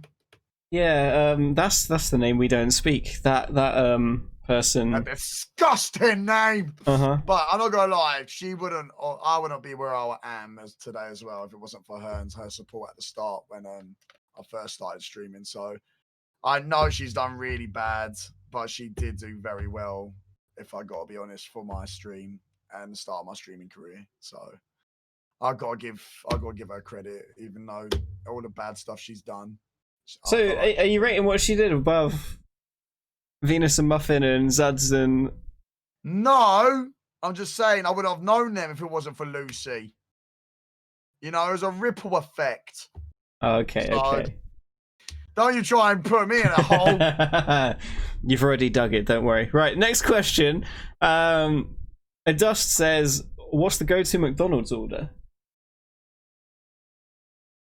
Big Mac meal, double cheeseburger, even a good wrap will do, and Coca-Cola, because I used to have milkshakes, but then I realized that they don't really feel refreshing compared to but if I gotta say my favorite fast food is Five Guys. Five Guys? I thought it'd be Subway or Nando's or something, not Five Guys. It used to be Subway, but then I just got put off them from eating them too much. Okay, our Booze asked a question as well. Says, how much do your mods mean to you, and how much of your stream do you think they make up? My mods mean the world to me. I always spend time with them. If I wasn't with Smilar right now, I'll be in their party chat, and I know they're probably gonna be saying, "Not tonight, you aren't," and that. So I'm pretty dumped today after my mod comment. But no, it's I have the best friendships you have is with your mods. Like that's what I have, and I'm pretty lucky to have that. My mods are freaking awesome, and as well, fuck off, okay. And we've got my community as well. I like to spend a lot of time in my community. With Discord now, I've been recently doing some games and that for Discord, and I get Venus to do all the work for me for doing it. So Venus, love you, girl. Shout out to Venus, Venus, X1. Yeah, dab. Go on, Venus, penis. Is it true that Venus is your unofficial manager? It is correct. She is practically my manager. Not confirmed though. You just mean that you're not paying her for the management role, but she is your manager? Yeah, practically I'm a bitch, and I haven't told her that I need to pay her. I mean, we got other questions in there as well. We've got Nocturnal Water says, why are you still a beta? Tell him I can't hear him over my 1.2k followers on Twitch. Okay. And then you've also got, I don't know who that person actually is, but their name is Tony's Pizza Coke. And it's how hot is Obama from 1 to 10? I'd give him a solid 10. He's done. I'm not gonna lie. I actually liked what he did for his country. I'm not gonna lie. No offense to him. Better than what past presidents did. Well, from what I've seen. I read into politics. I'm not gonna lie. So I should probably keep it off. I don't know if it's against Twitch rules or not. So you read into politics? Yeah, I know a lot about politics, especially British politics and history. I'm a very patriotic person. Oh yeah, old Boris is your mate from down the road, isn't he? Old Boris. Oh, don't talk about Zods like that. He may look like one and that from a younger generation, but leave Zods alone. Maverick says, "What is your long-term goal?" To be honest, obviously I want to have a Twitch partnership, and that's obviously something that loads of people want. And basically, I just want to keep on going towards partnership, and then just keep on going, keep pushing to the highest limits we can. Just get us on the map somehow, on the streaming map. It'll be that's the main goal, and make people happy. Help people and you know, just keep doing what I'm doing. It's fair enough. Yeah, in terms of my long-term goal, I don't really know. Neither do I. That's what I'm thinking. That's Yeah. the best I could do. Yeah, I don't know. I mean, I want to do more of this sort of stuff and kind of build up with this sort of stuff. I kind of feel like the last few years, I don't know. I feel like now I just, if someone says what game do you want to play, I really don't know. I think I've been doing a lot of Rocket League because I just enjoy it and yeah. Oh my But god! it's like a 5-year-old game, and I don't really know. I don't know. I think I realized that after my time on Mixer that the amount of Fortnite and stuff that I did initially meant that a lot of people knew me for that, and I remember even the last few days of Mixer, people were still referring to me as a Fortnite streamer, and I hadn't played it for a few months. Do you know what? I got that as well when I got off Fortnite. Even after like 8 or 9 months being off Fortnite, I was still being known as a Fortnite streamer. So it's because I think people don't look properly at your content.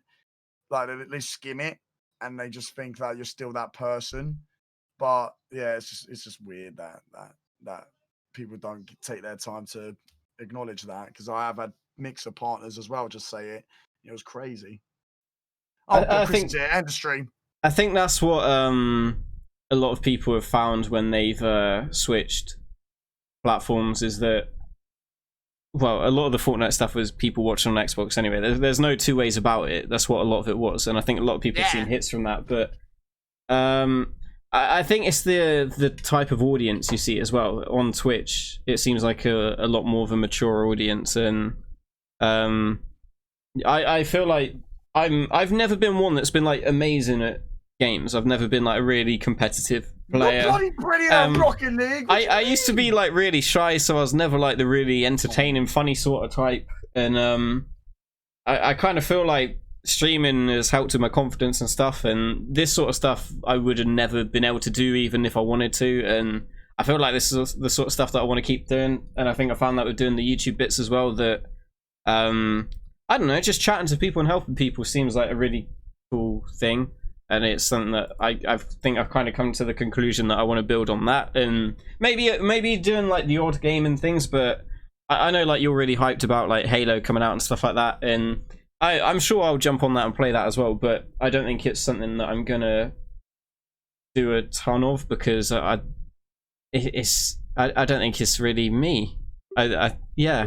Like, do what you want to do. That's the beauty about Twitch, is that you can do what you initially want to do. Like, also, can we just say one of the beauties of Twitch? We just had it right now. I just got a follow. Do you want to read the name of the person that just followed Joken? Balls.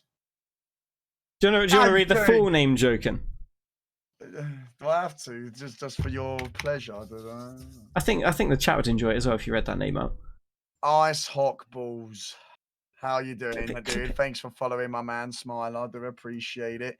It's nice to see that, you know, people like to tell put their names to the streamer that they think actually does that stuff. So Smiler, I'm so sorry that you've had to go through that. Wow.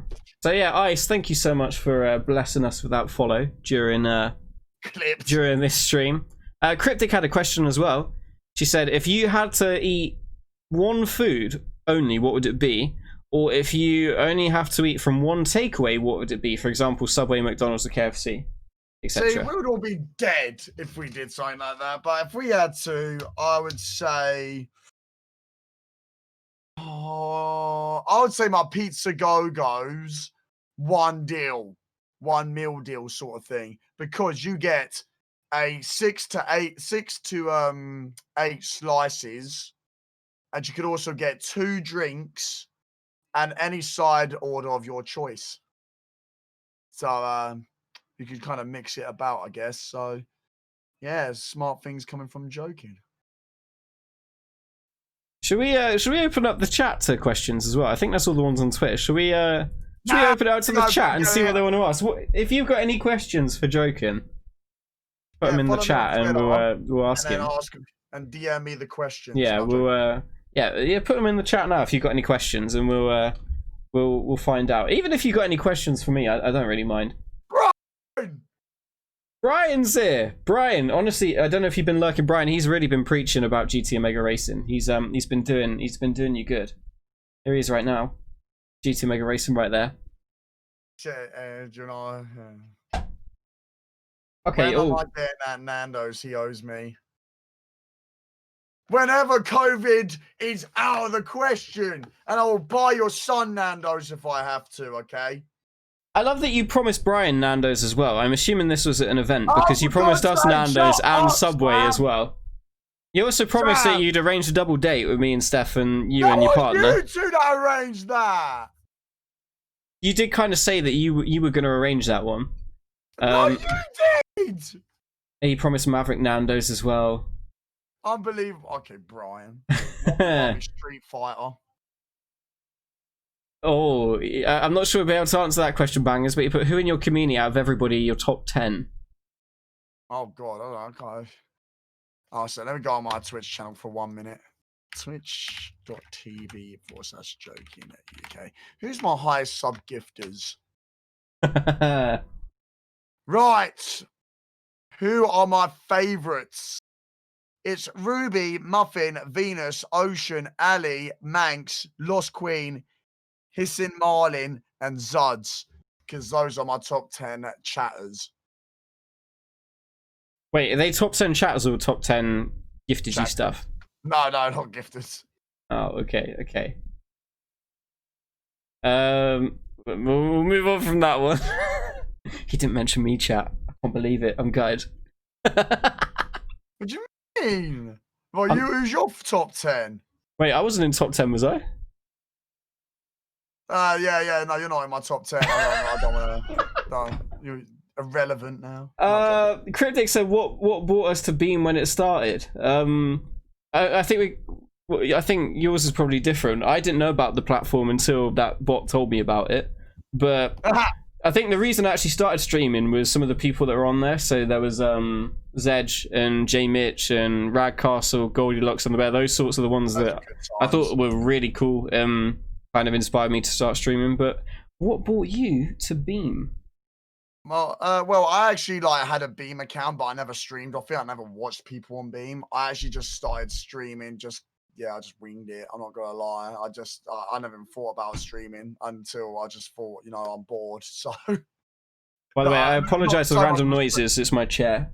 I do apologize, Brian, if you're still watching. This chair is really good. I've just danced a lot and stuff in it, and it's fallen apart. That's my bad. I do apologize. To be fair, it has lasted over 2 years, which it's done amazing considering I think I've danced in this chair over 1,000 times now. Yeah, you gave me the good chair because I've been bouncing on this one. Yeah, scraping it on I'm still trying to work out what these little bits are that keep falling off of it. I thought they were covers for screws, but they're not, and I don't know where they come from. But yeah, it's yeah. They're for looks. There's 5 of them, I think. There's 5 of them that have fallen off. I have no idea where from. I'll find out one day. I'll take it apart one day and find out. It's done good though, and Steph's has done good as well. She's got the one that, if you didn't know, Steph won a chair from Joken's giveaway. Oh mate, it was awesome. Shall we ask more questions in the chat? I see everyone using. Oh yeah, okay, we got more. Okay. Let's see. Will you ever straighten out your headphones, Joken? Nope. Oh, do you know what? I always keep them like this because it's fashion, and I will always continue to have 2 headphones even to this day I die. Even though I'm not wearing 2 now, it's just fashion. I did explain to you before how you can do all of it in one headset. I know, and I've done it before, and I just can't be arsed anymore. I'm used to this sort of cycle now. So I'll keep to my old cycle. Hell yeah. Then ECMR said, does Joken have any advice on streaming? If for those starting out, I'd say get yourself a schedule and stick to it. So then your community knows when you're next live. Have your profile stand out. Make sure you have a profile picture at least in that, and make it sensible if you can. But have social medias as well. Have at least Twitter, Instagram, Snapchat if you really want to. and Discord. Discord's a great way to keep in contact with your community. Twitter's good to just post rubbish stuff like I do, like it's Facebook. And I use Instagram as mainly live feeds, so I'm not gonna lie. I don't know if I should ask Flappy's question or not. He said, how does Joken feel about losing his hair at 23? Do you know what? The funny thing is, when I first found Flappy's stream on Mixer, I thought he was like an American version of you, because he was like really hyperactive and he looked like similar to you as well. Like same color hair and everything. I actually thought that you two were very similar. And I'm not talking about hairlines and stuff. I'll let you two debate that. But I actually thought that, I think I remember telling Steph that I thought that Flappy was like an American version of Joken. Like, I don't know if any of you have watched Flappy. I don't know if you can see it. They're both like crazy. They actually look kind of similar as well. Lie, Pancakes, right? Flappy. He's a I felt he was lost on Mixer because it was a lot. He was very Twitch, the way he presented and the way he was doing so well with that. I felt Mixer was too. I feel like he wasn't good enough. I mean, I felt Mixer wasn't good enough. Oh no! Clip it, Flappy. Clip it. Flappy. All right. I felt Twitch was the perfect place for him because Mixer wasn't worthy of Flappy Pancakes' talents. I'm being honest. All right. Like I felt Twitch was the right place for him because you meant it that you felt like he was too good to be on Mixer for what he did, and he should have been on. Yeah. Sorry, Pancakes. I know I'm a bit of a dick. I'll be on your next Who Wants to Be a Scuffed Millionaire. Let's go. Oh god, I remember that. That was really cool. And Ocean got in trouble with him, so it was quite funny. Yeah. Wait. What happened? Basically, Ocean was picked for the Scuffed Millionaire. He said, if I win, can I give my proceeds to Joken? And then he kept on saying it, and then Pancakes goes like this: listen, I don't care what you do with your money. I don't care. It's yours. I don't care. There's no need. Just do what you want. I don't give a damn. I don't give a like he was swearing and nothing and blind. It was my funniest stuff I ever watched on stream. I think, talking of Ocean, I think he's whispered me, but I'm not on the website. I'm on OBS, so I can't see whispers. But I'll check that later, Muddy. Bill said, Joken, if you could condense your experience as a streamer down to one sentence, what would it be?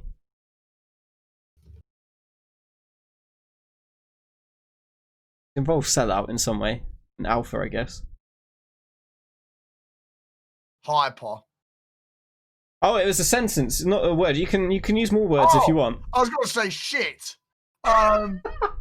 What's it? I would say in one sentence. That was it. That was the sentence. Why you gotta put me on a spot for? Basically, I would say I describe my stream as fun, positive, hyperactive, energy, community-driven, and above all, alpha dominant and sellout. Yeah. Okay. Another one that I guess ties onto it, kind of, is what made you get the name Joken? What was the history behind it? Basically, on the Halo days, I knew a lot of people who were like on Halo. There's toxic people, and they like literally want to be on top of everything. And I met a American called Smokin, with Smoken. And obviously, when gamer tags were reset, I tried getting Mythic, and I couldn't get Mythic, so I just gave up. So then I spoke to I was playing with Smokin and that, and Smokin was like, "Oh, I've got a few accounts here if you want some." I was like, "Oh, really? How much for it?" He was like, No, you've been carrying me in Halo. It's right, you can have it for free. So he gave me Joken. I was like, "Oh, no, that suits me," because I always say I'm joking. And then as soon as I put it on and that, I kept on playing the game and that, and having banter with them whilst carrying them. And I said, I'm joking. Like, hey, Joken, that's really suits you. And I was like, oh, yeah, let's go. So it was kind of coincidental. There you go, chap. His name came from someone saying, oh, I'm only joking. Let's go. Hey, you should tell everyone the story of the name on Twitch as well that happened recently. Joking, you. Oh, yeah, guys. Twitch.tv/Joken, the person that originally owned that name, his name is Joey, and he managed to get one of my community members contacted the guy. Shout out to Kat, by the way. Kat did this for me, and she basically, I never expected him to reply back or anything like that. And he actually replied back saying, "I'll think about it," and all that good stuff and that. And we all thought, yeah, no, or something. And then like a few hours later, he came into the stream and he came as Joking live. And he was like, well. I was like, what? And then he was like, this is the OG name Joking. I was like, no. And then like, I typed it in twitch.tv/Joking. And then all of a sudden, that was non-existent. I was like, the guy actually doesn't know me. And he actually gave me my account, pretty much. I'm in talks with Twitch right now, waiting for an email back in that. It's been about 4 days now. So I'm expecting one anytime soon now about, so we might be getting the OG name Joking, like Smilar has his Smilar, the lucky git. Well, mine was different. So I heard of a couple of people that had claimed their name on Twitch. So Orange Croc was actually the one that I saw he tweeted about it. I reached out to him to ask what he did basically, and he basically contacted Twitch's legal team. So I did mine in a bit of a different way because I own the trademark in the UK to the name and the logo anyway. So I submitted it as a trademark claim, which doesn't always work, especially because it's only the UK. I don't own the one in America or anything, but it worked on Instagram, so that's how I got the name on Instagram with the trademark, and then it's obviously worked on Twitch as well. But it'd be interesting to see what they reply with. They did take like a week to reply to me, but and then another few days to actually swap the name over. But yeah, it'd be interesting to see what they say. I found that going through technical support, you don't get anywhere. I would submit a thing to technical support, and I would just get a generic reply back saying, "This is how you change your username." And then I'd reply to being like, yeah, I understand that. However, I want this name. And I even said about trademark claim and stuff. They just ignored it all and sent me another different one about how to change your username. I didn't get anywhere with Twitch support. And then a few days later, they sent me an email saying, "We've closed your case. Let us know how we did." It's like, well, you didn't even read what it was, so you didn't do anything. But, I mean, fair play. They like listened to my other request. It just isn't clear how you go about doing it. Like, Mixer was on top of that. Like, that's the thing. I know Mixer wasn't a bigger platform, but it was still, the support was there. You felt it. You know what I mean? Mixer support would contact you within an hour like that. It was bloody amazing, Mixer's support. Whereas Twitch. We've got some more in the chat as well. Maverick wants to know when he gets his VIP. Maverick, when I see you more often in my streams. Sell out. Sell out. And when you give me 100 subs, minimum. No, T-Racer says, when wearing hats, what is your favourite direction to turn the hat to? I'm assuming what it is now. Yeah, even my mum said I suited it. No, I did wear it forward. Oh, Mummy Joken. Oh, Mummy Joken's so sweet. Beanies, but now I've just gone off beanies. I've been more into caps and such. So if I do it like that, it doesn't suit me. Like, it makes me look bald. You know what I mean? Like, if I wear that, it just doesn't. Wait, how does that make you look more bold than the other way around? It's still the same tuft of hair at the front. It's that camera that makes me look bald, so that's why I decide not to. So that's why I thought I'd do it like this. I guess hats do have that effect because a lot of people seem to think that a lot of people thought that I was bald. They either thought I was Ed Sheeran or I was bald. I'm assuming because I wore a hat. And funnily enough, now I don't wear a hat. It's kind of stopped. We've swapped. Yeah. I'm wearing a hat and you're not. Yeah. You're the bear without an hat, though. No offense to you with a hat on. Like, you still look good with a hat, but you've got lovely hair, Smiler. It's been a bit. It's kind of been growing a bit with this lockdown, and Steph's been cutting it. Steph's haircuts are the funniest things ever. Like, hey, she does good though. She does good. It's funny though. She'll have like the clippers, and she'll cut a little bit And then she'll just be like, I'm really sorry, I'm so sorry. And I'm like sat there Oh panicking, my like, God. oh no, what have you done? And have you like taken out a massive chunk? And she's like, oh no, it's fine. I'm just worried I'm gonna mess it up. And then she does the next one, I'm really sorry. Next one, oh my God, I'm so sorry. It turns out perfectly fine, but it's so funny. But she's amazing. She'd never can cut imagine anyone's her hair being like that. before. Yeah, she'd like never cut anyone's hair before in her life, and with this lockdown stuff. I said to her, I was like, honestly, if you mess it up, it doesn't matter because I'll just shave it all off because I'm really not bothered. I've done that before. And yeah, she's amazing. Good lobster. Look at that. He looks beautiful.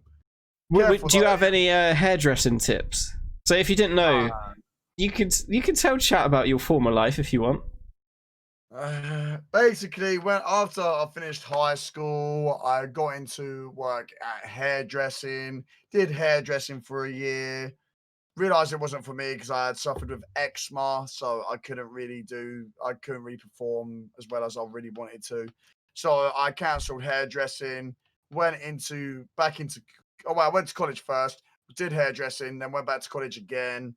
Then went to Sainsbury's. Worked in Sainsbury's, did my online shopping for a year. After Sainsbury's online shopping, I ended up working at the corner shop Londis, and that's when I also started streaming. So, yeah, quick story. Boss man right there. Boss man. Well, come on, ladies. I don't think I'd let you anywhere near my hair, though, because there wouldn't be any of it left. Maybe the back and sides you would leave and then just get rid of the rest.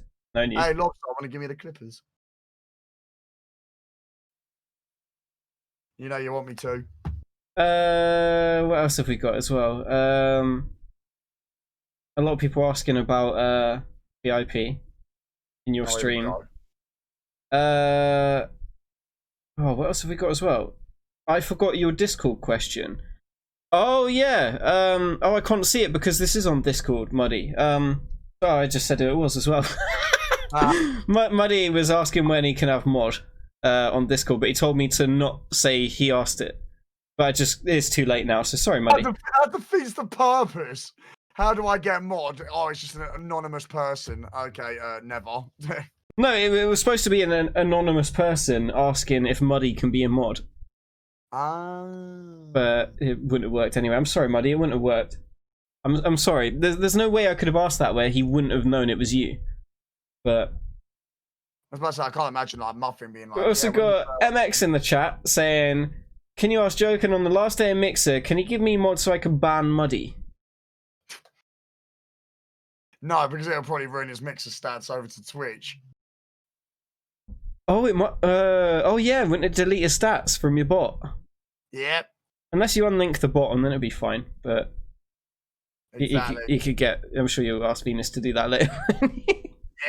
Yeah. Oh. Wait. What was that one? Is the wall thing on the background wallpaper? If so, did you put it up yourself? Wait, say that again. The wallpaper in the background. Oh, that's the New York bridge. Basically, when I first started streaming, let me get my legs up. When I first started streaming, they actually thought that these lights would actually glow. Like people would actually see that when I was on the Connect. And I was like, no, this is just a normal wallpaper. But I've got a New York bed and I've got a New York wallpaper, but I'll be changing that to the United Kingdom, like London stuff and that. I'm going to do more London themed. So, I just noticed as well, you got 2 headsets on your bed. What does each headset do, including the one that you're wearing? This is normal headphones to listen to music and that. So when I walk from them back to the girlfriends. And this one here is for the Xbox, and this one here is for the PC. I should be sponsored by like 60 headset companies, I swear. That was the other one I was going to mention about as well. What happened to Rig?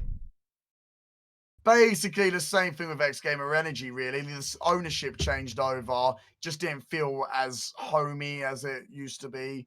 And so what I decided to do is just, and plus I didn't have faith enough with the Rig headsets. They just weren't up to par. And I would have stayed there, but they just weren't doing anything to develop it even better. And also Muffin was supposed to be given a win. Like there was a time where Rig did a giveaway and basically we're giving out headsets for the rig ambassadors like ourselves. So we did that, and we did send them out, but they didn't send them out. So it took Muffin about, like, she actually got it like last month, the rig headset, because she called him back up and being like, "What's going on?" So That's kind of bad. Yeah, exactly. So I was kind of glad that I left rig. All that effort of buying them drinks at the event to get in their DMs. The thing is, even there was Julian. You have saved me, Joken. Thank you, sir. There we go. Vodka shots everyone. Oh, well, good to be quiet. You have saved my life, Joken. True story. He did actually say that. So there was Julian and I can't remember the other guy's name. They were at an event.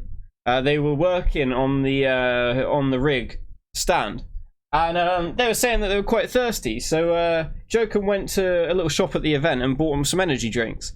And the look on their faces when Joken strolled up with energy drinks, Julian was just like, "You have saved my life," and that was the start of his partnership right there, wasn't it?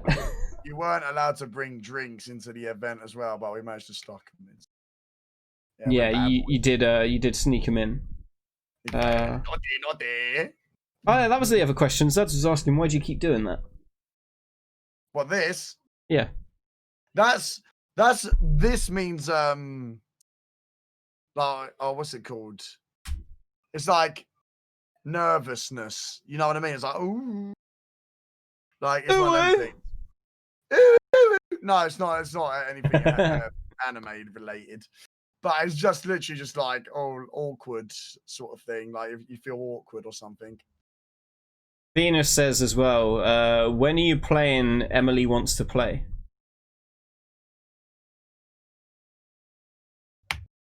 To be continued.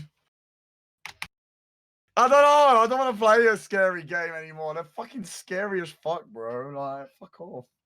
I don't want to play them. Do you have like a favorite stream, one that you did that like really stood out, that was really memorable, that you really enjoyed? Believe it or not, it was Emily Wants to Play, the first one, because as soon as I got used to it, I was like, yes, I'm a playing, like, oh. But I think the one memory I'll have that I'll always cherish is when Ninja was in that tournament and hosted Mix and Match Up, and I managed to get into the finals, but Jared FPS died at the end and cost us the win to be first place. And he's throwing shade right now. I'm so gutted to this day. I've always been proud of myself for my achievement there, where I did really well, and everyone was saying how good I was, and that really boosted my ego.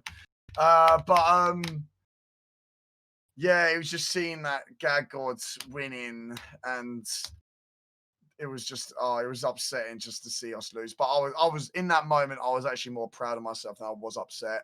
But now I'm more upset than I am proud, because that was one kill off, and that's what happened. Gargoyle's been killing it, and it's really amazing to see like how well he's done. It's do you know the craziest thing as well, which I didn't even realize until one of the first times I went into a stream earlier this year. He said that he saw me at a gaming event a couple of years ago. I think it was like the first Insomnia or first EGX that we went to. And it was when we had the massive group of Team GG. He said, this is before he was even really streaming that much, and he said that he saw that. It motivated him because he said that he wanted something like that as well from his own streaming stuff. And then, of course, I popped into his stream when he's been killing it and having like thousands of people watching, and he's been in all these tournaments and stuff, and he was like, he saw me and he was like, I remember seeing you at an event before, and he was like, I wanted to achieve things, and it was so cool to like hear that he wanted to do that because he saw how we were doing, and then he set out and he's done that and so much more, and he's British as well. It's so cool. Gag Gods, he actually said to me when I went into his stream, because I never knew who he was until that Halo tournament, the Mixer, that Scuff tournament, that Mixer did. It was awful, where you had to like grind the game rather than actually get kills or whatever. And that it was like it was like the most kills you get within a day and that or so, and it was so scuffed. But that's when I first met Gag God, and I went into his chat and that, and I was like, yeah, it was what's it called, Gag God? Do you have any like someone to play with or anything like that? Just let me know and that. And he was like, oh, cheers, mate. And he was like, oh wait, that's you, Joken. Joken, I see you doing really well on that. I was like, what? He was like, have you seen me stream before? And I was like, I've never seen you in my stream and that. And he was like, yeah, and I love your energy and everything. I was like, what? So Gag God must have been like doing some sort of proper lurking around streams and that, and to like, you know, analyze everything rather than speak like he always does. Like, it's... I think he was the same in mine, because I never remember him being in any of my streams or watching them or anything, but he seems to know quite a lot about, well, like me and Steph and stuff as well. He was chatting about, like, he saw that we went off together somewhere. I can't remember if it was Winter Wonderland or something, but yeah. No, it's cool to see someone go through that whole journey and start off at a point where he saw how we were doing and wanted to achieve that, and then has done that and so much more. And I don't, it's kind of a weird feeling. It kind of makes you like proud that I don't know. It's a weird feeling. Yeah, like, it's crazy how people come like from what it was now. But to hear Ninja and like Ninja actually say your name properly and not say my name properly. Yeah, I know, right? But he was like they were like saying how Joken's been impressing us all day and all that stuff, like all these small comments that they would give, and that it was amazing just to have that feeling. And like Ninja actually said, here we have Joken. He was like, don't sleep on Joken, man. Don't sleep on Joken. He is absolutely pop. I was like, dude, you're gassing me. And then you got me, where he's just like, this guy's Smilar,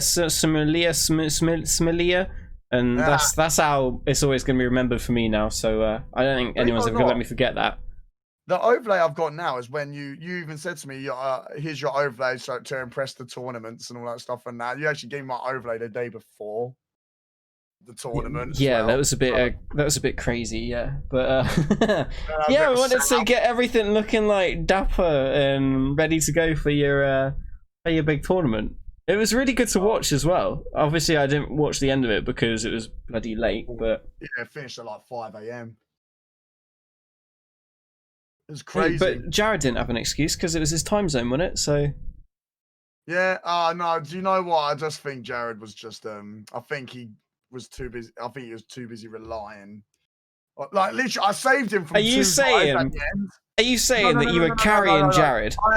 Basically, I was in a way. Yes, I would admit that. And he would admit that. But what's good? I literally domed Tanji Sauce, and I think it was I forgot the other guy, but I literally sniped them and killed them, and then to save Jared FPS. And then Lucky Shots killed another guy to make it 49-49 somewhere else.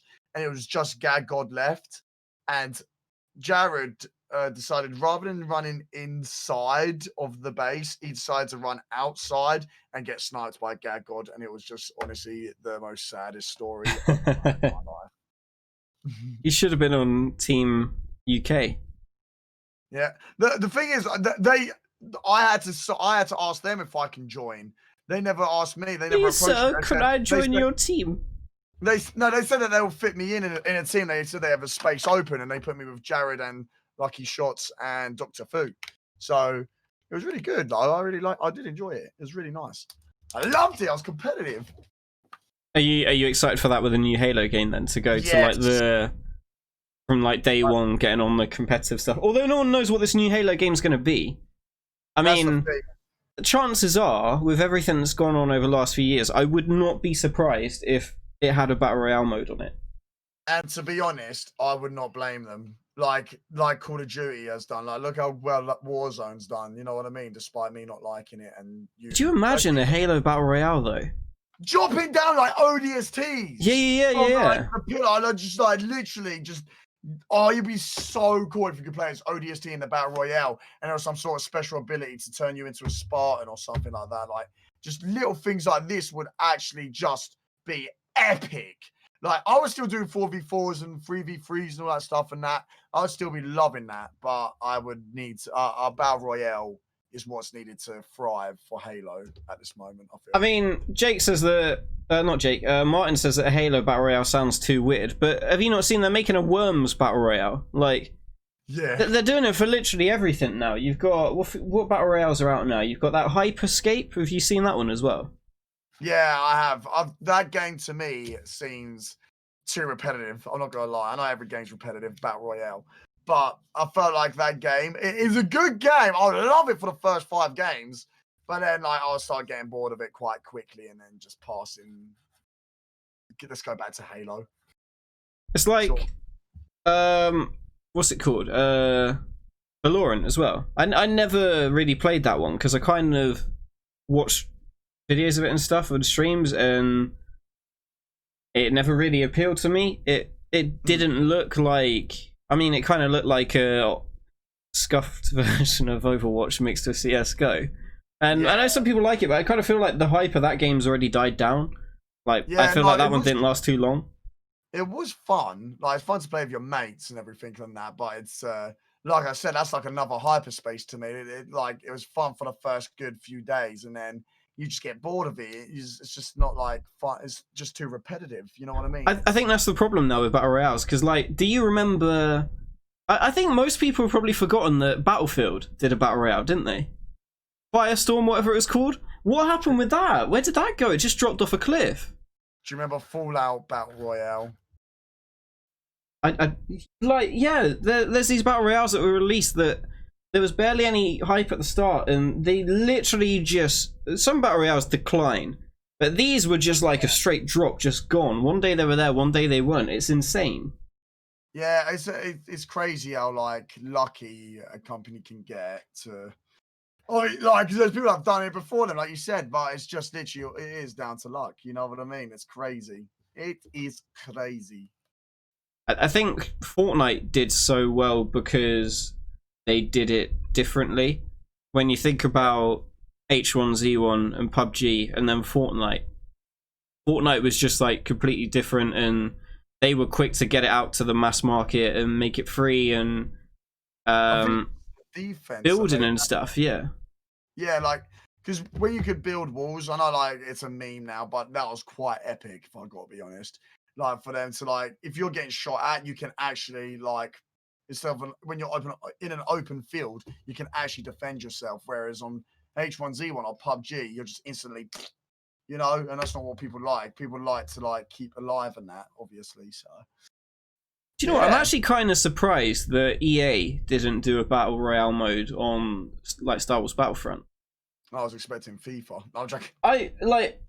That's the sort of thing that I could imagine that at least they probably had that conversation at some point about whether they should do a battle royale, because I'm pretty sure there was a phase where every company was considering that. I know there was obviously there was Apex and stuff, but Apex is another one that it's not as popular as it used to be, is it? If you look at the view numbers on Twitch right now, Warzone has got 168,000, Fortnite 195,000, Apex is now 34,000.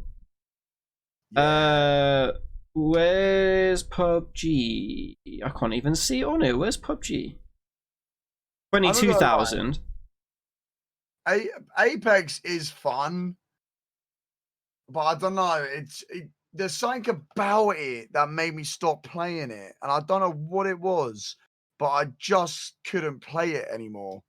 I have no clue what it is, but it's really set my tone where I don't want to play. I think it might be just the third parties and all that stuff. I'm not too sure, but I'm getting sick and tired of it now. But obviously, that's always going to be around, and that's what I did like. I didn't mind it at first, but now it's just come to the point where I'm getting too wound up about it, and I just decided not to. Maybe it might have been that. I guess with Apex, they were different to the other battle royales, but I don't think they've done enough, have they, to keep it going? Like, they've done these seasons, new characters, and the maps have changed and stuff, but I played some Apex, but I don't know, it didn't get me hooked like Fortnite and stuff did. I think what made me get hooked to it was the game, like, mechanics. like I felt like it was more Halo feel as well, and that it felt really like, oh, this is very smooth and everything. I know it was Titanfall and all that, but it just felt so slick and smooth, and I just loved every single moment of it. It was just obviously the third parties after third parties that just kept getting me pissed off.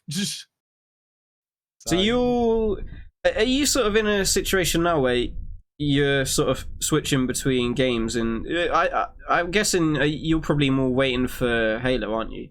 Yeah, I'm literally winging it as I go. I've been playing a bit of Rocket League, Overwatch, Halo, GTA 5. I've been playing a whole lot. I saw you back on GTA today doing your modded car cheating races where Joken has a car that's better than everyone else's and he wins every race. Skill. What do you mean? I don't know what you mean. That's all part of talent. I'll tell you, if you guys really want to see talent, watch my GTA streams. Joker doesn't invite me to play GTA anymore because he knows that I'm a bit of a savage on it and I just crash into people and stuff. No, you don't send me a message to join. And you're too busy working anyway. Ugh, you always put work before me. It's because you tend to like stream like 12 till 4. And I work like 8 till half 4. Yeah, you can't take an hour out for me, no? All right, whatever. 30 minutes maybe. Hi guys, just let you know I'm not gonna be streaming today as I'm spending time with Joking and his stream, and I've got to catch up on work. Yeah, Cryptic, if you got any questions, yeah, you can still fire them away if you got any questions. No, not Cryptic. Next question. Wait, why not Cryptic? I have bad feelings about her. I think she's gonna say something dodgy.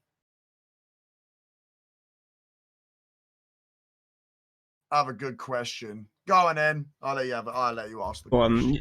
You can ask him. Don't worry. If it's dodgy, I just won't read it. But yeah, go for it. Ask him anything that you want. When are you gonna 1v1 Ben God of War? Oh, Muddy's got one. If you had to ban someone, who would you ban?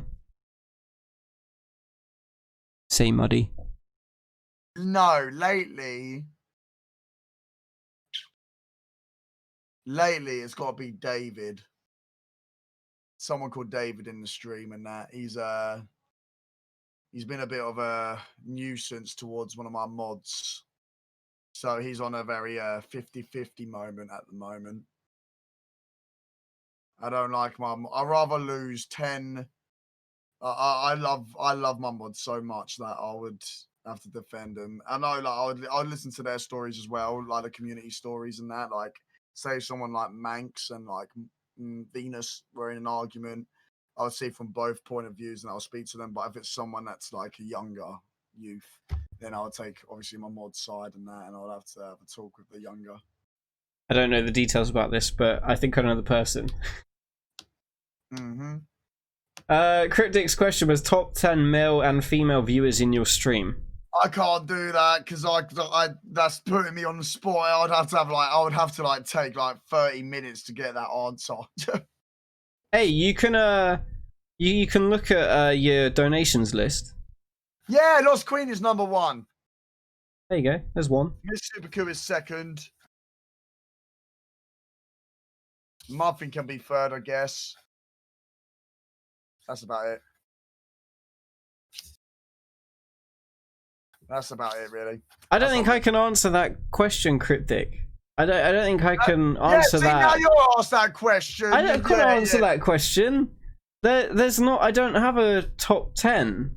I think you're all awesome. I couldn't rate like a top 10. I could say like, oh, these are my top 10 favorite ones, and all the rest of you, yeah, you're all right. You know, I couldn't really do that. You know.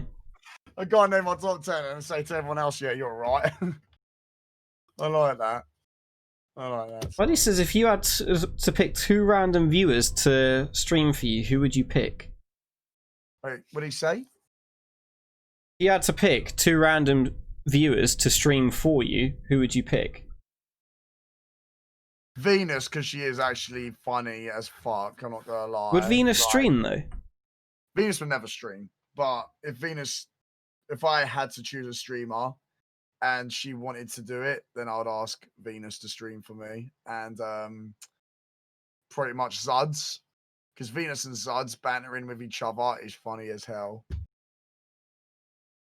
To be fair, Zods could win all the viewers by singing his songs. Yeah, and also sucking his tooth and that because he's toothless, isn't it? I did mention to him last time I was in a stream about has he got any plan to get it sorted, but I don't think he has yet. But No, he's got Zods, to glue it one together. day are we able to get you to sing those songs again and record it for us because they would be beautiful. Yeah, Zods, come on. Hey, don't put me on full screen. I'm waiting on his answer. I'm scared. Don't put me. I still can't get it fixed. Emergencies only. Oh no, really? I am here, Joken. Thank you. Emergency. You're a streamer. Who's your editors? Who edits your videos? Who edits my videos? What, YouTube? Only Zods. I haven't had any edited videos. So yeah. Muddy's like queuing up. He's ready to take on that job. Although saying that, Zods is no longer a retired YouTuber. He has made it back to YouTube. Have you seen his latest video?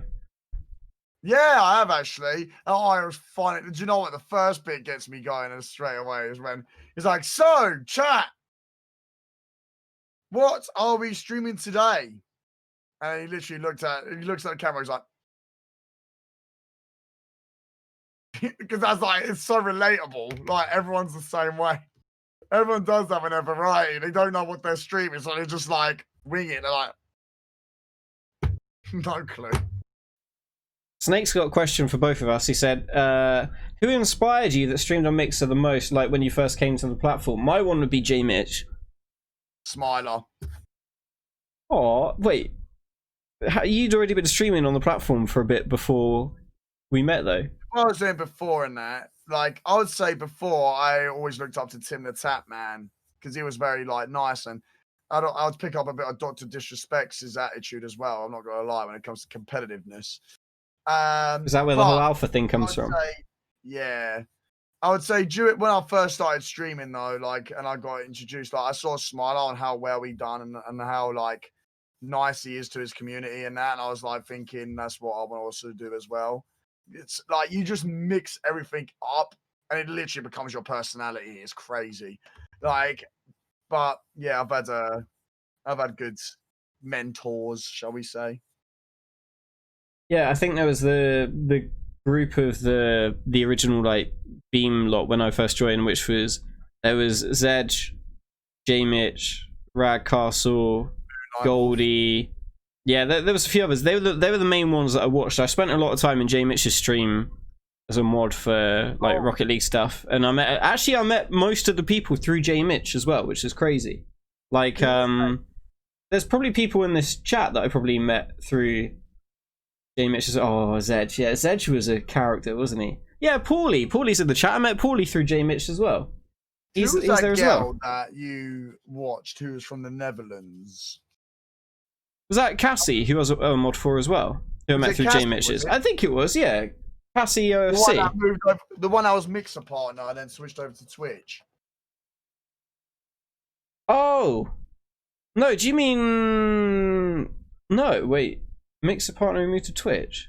Wait, Yeah, as in recently moved to Twitch or a while ago? No, a while ago. She was from the Netherlands. Do you mean that Nicera person? Who was working with Trust Gaming? No, I don't think so. I forgot her name. I think she's disappeared off the face of the earth. I forgot. Crazy. I can't think of Mixer Partner who went to Twitch. Yeah, she was like she was someone that you used to watch and that, and then she helped you out with your getting viewers going and all that stuff and that. I forgot her name. It's I never saw her and that. I don't know who you. Do you mean when I first started out there was like Ray and Chrissy and Grim? Maybe, I'm not too sure. Because Chrissy stopped streaming because of studies and stuff, and then Ray never really streamed anyway. I remember we used to co-stream sometimes. It was probably like where you had Doey, Goldust and whatever. It was like me, Ray, Chrissy when we started out. Because I remember doing a PUBG co-stream with Chrissy, and it was my first and only win on PUBG. And I remember screenshotting it as well because I was really proud because it was like the first and only win that I ever got. But with Yeah, that. I don't know. I mean, I think that's probably who you're thinking of, but Ray and Chrissy were like from Denmark. Probably Denmark. I don't know. He don't know, chat. He don't know. If you weren't streaming, what would you be doing? Somebody come get him. He's dancing like a stripper. No, what would I be doing if I wasn't streaming? I'll probably be the manager of Londis right now in my corner shop. Probably be the manager of a Londis corner shop. Not gonna lie. To be fair, that does pay well. Exactly. Exactly. What's your dream Free job tax. that's not streaming? Is what Cryptic said for both of us as well. I'll let you answer that one first. Actor. I was into drama, so I wouldn't mind doing a bit of acting. You know, co-streaming with Will Smith. You're right, Governor. Yeah, that's it. Dwayne Johnson. Come on in, come fight me. You know, like you name it, I've got it. So. I honestly don't know, because with my one, I've worked in IT for like the last 10 years. But I guess like dream job. I don't even know if it would be a full-time streamer as a dream job. Because it's a tough industry, isn't it? It's tough. Oh yeah. Trying to get where you want to be and that it's honestly it's tough on the streaming stuff and that, because it doesn't happen just like that overnight. You know what I mean? You've got to work hard for it, and it is really hard. Like especially at the start. The start is the worst because you're starting from scratch and you think, oh yeah, it's right. I'll get like 3 viewers tonight or like 20 viewers tonight. No, it doesn't work that way. Yeah, I actually got like people would say to me, "Oh, I've been streaming for 4 hours. I didn't get any viewers," and I was or 1 viewer, and I'm just like, a journey always starts from 0. Like, yeah, like it's tough. I think Phil Spencer's like dream job, isn't it? What he does. He's like goals, isn't he? Phil Spencer at Xbox. Yeah, I know. But I guess the streaming stuff has just like got me wanting to be more involved in this streaming gaming industry. I guess going to all the events and meeting companies and doing streams and stuff like that, I guess it kind of just makes you want to get more involved in it all. And yeah. I guess it's kind of changed. I don't know if you've had the same. I think streaming's kind of changed me as a person. I think when I started out, if you watch one of the old videos of Mixer streaming basics that I did, which was when Fortnite servers were down, I was like really quiet and shy. I didn't like talking on a camera. I was like, yeah, no personality. I literally sounded like a robot. Yeah, like, and that's the thing. Even when I saw you at Insomnia and that, you looked like you was a bit like, oh, I don't like. You were confident. We easily like gelled quite quickly when we started talking and that. But like, I could see that you could be a bit nervous. Like when we met up with like Tinkerbell and all that stuff and that, you was like, no, you introduced and that. So I introduced, and it was the worst introduction ever. Yeah, I was quite shy. Yeah. But I think I think my proudest achievement would have been Gamescom last year. Yeah. Oh, it was crazy because we were basically told that we would be like co-hosting a talk show thing there. Now, what I didn't realize, it was in front of a live audience and it was streamed online. Not only that, but when we got there, the person said to me like, "Oh, I want you to like lead it." So there was no like, you had to do it as an interview. There was no questions. There was no script. It was literally like you chucked on a sofa with a camera. Here's a game developer. You're playing their game, and we want you to interview him for like an hour or two. And the fact that when I first started talking, if any of you watched it, I was so nervous. Like in my voice, I was all shaky. I didn't know what to say. And I was just like glad that I got through it, and it was actually really good fun. I was really proud that I did it. But I think that sort of stuff kind of made me want to do more of it and push myself more out of my comfort zone to what I'm used to. That's the thing. You gotta try new things next. You never know. You might actually enjoy it. You know what I mean? Like it's crazy. Like what happens now. Like, I was scared about sponsorship deals and that, but I knew I could do it. Like especially like energy drink companies and that. I could have easily done that. Like I've had so much fun with GT Omega Racing. It's honestly been a blast, and honestly, it's amazing what you can actually do. I think I probably would have if this was like 3 years ago and I got made to host that live show thing, co-host it. I co-hosted it with Older and Mary. I think I would have collapsed and had a panic attack or something. Like I was terrified doing it, but then I was just thinking I couldn't imagine what I would have been like doing it like 2 years before. It's insane. But that was when you was with what's her name? Oh, she was with Forrest. Oh, no, that was the Gamescom before. So Gamescom before, I went to Gamescom with Bam and Spawn. We met up out at there, and we went to Gamescom, and that's where we met like the Mixer people, so like Jen, Solace, Ethan, and a few others.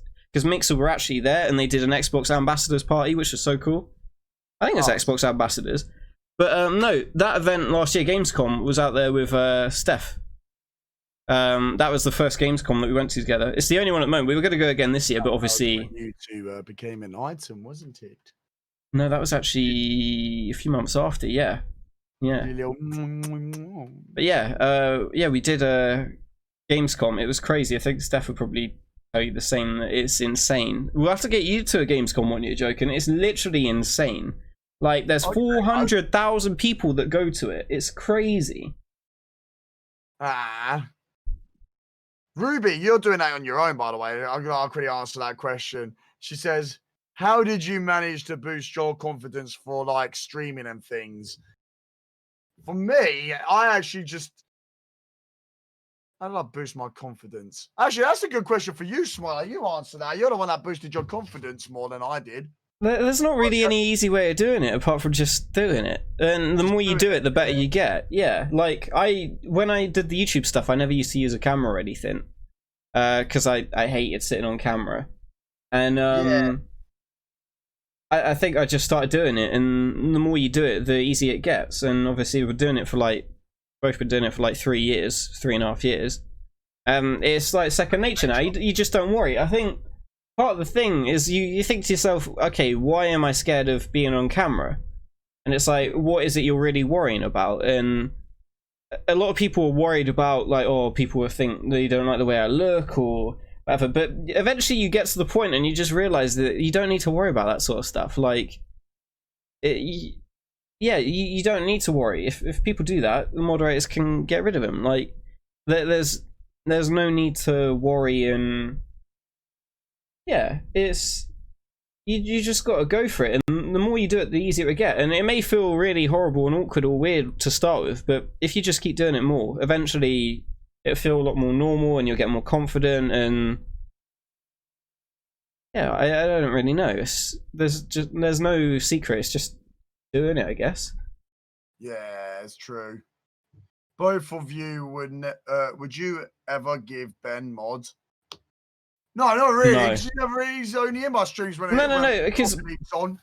Ben's the sort of person that most people who didn't know him would think he's a troll. like, I think Ben has probably been timed out and banned from a lot of streams where he's just gone in there and he's not got a filter. He's just said his thing, and I'm interested to know how many streams he's actually banned from.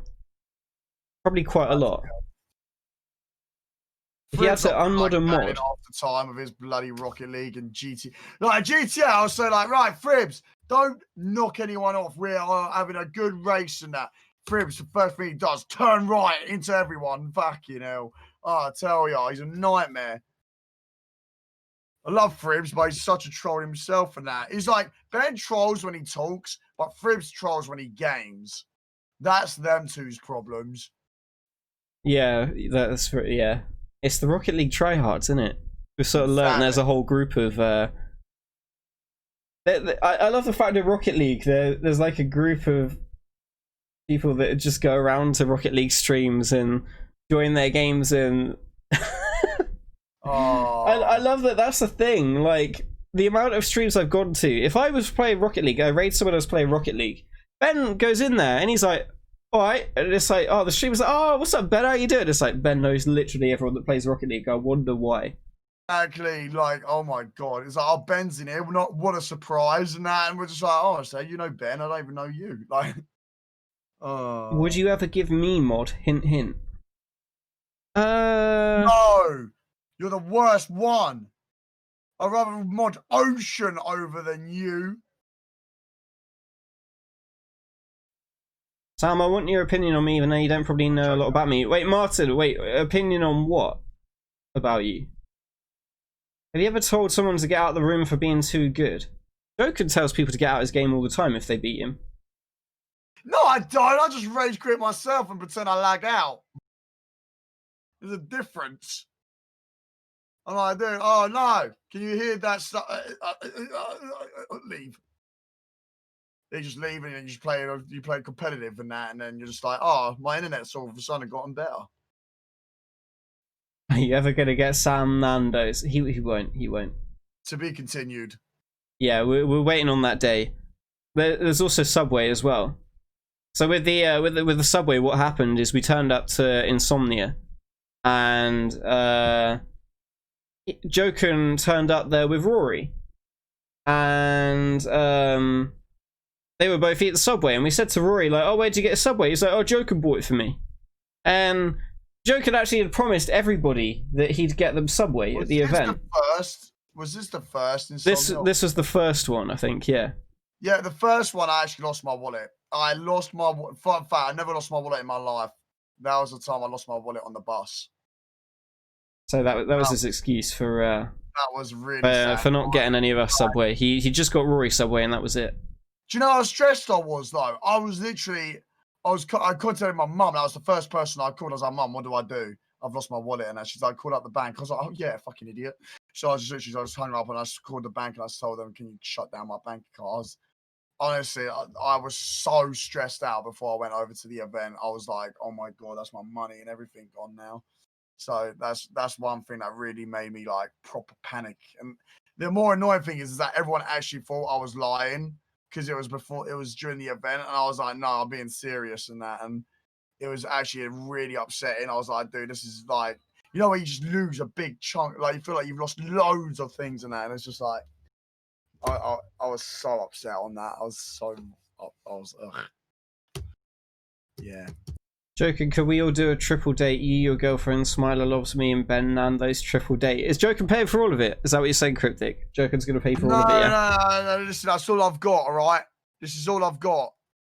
I'll give you I've got nothing left. I've got nothing left. But hey, we can spend it on I lost my 10 quid. But yeah, I'll spend. Now he's got nothing left. We'll go Poundland and get ourselves some little pound sweets, like the old school high school days. Pick a mix, you mean? Oh, pick a mix. Oh, pick a mix is a bomb. Going to the cinema whilst like going to like the shops and that beforehand because they were cheaper, sneaking them into the cinema, just eating pick and mix and slurping on milkshakes. That was lovely. I love slush puppies as well. Wait, Boo, what do you mean Ben face reveal? We've already seen Ben's face. Have you not seen it? What's that bag of squashies? Squashies are good. Squashies were lovely.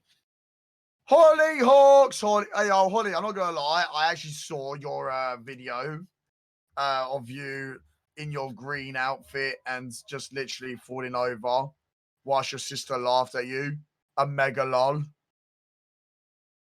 It's fun times. So, Smilar, tell me, when are we going to do a 1v1 on Rocket League again? Oh, you mean after my birthday one? Yeah. I don't know. When are you next on Rocket League? Oh, no. I'm winging it until Halo Infinite. See, if you do Rocket League tomorrow at the end of your stream and stay on for enough until I finish work, then we can maybe do that.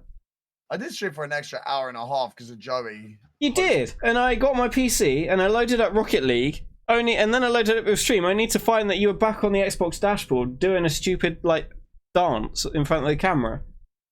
I have you know that Hawaiian dance was poggers. That was so good. I was so, oh man, I tell you, I think Simon Cowell would be proud. Wait, why would Simon Cowell be proud of your dance? Because Strictly Come Dance and he's somehow a host on there, right? Let's pretend. It's all about pretend, alright? No comment. Or for only Joey D. Muffin, he's never done a dance like that for me. He's even promised Lobster's mum that he'll do a lap dance. He's never danced for anyone else. I can't do it now. Now I've met her husband, Sean. I feel really bad if I ever did anything, even for a laugh.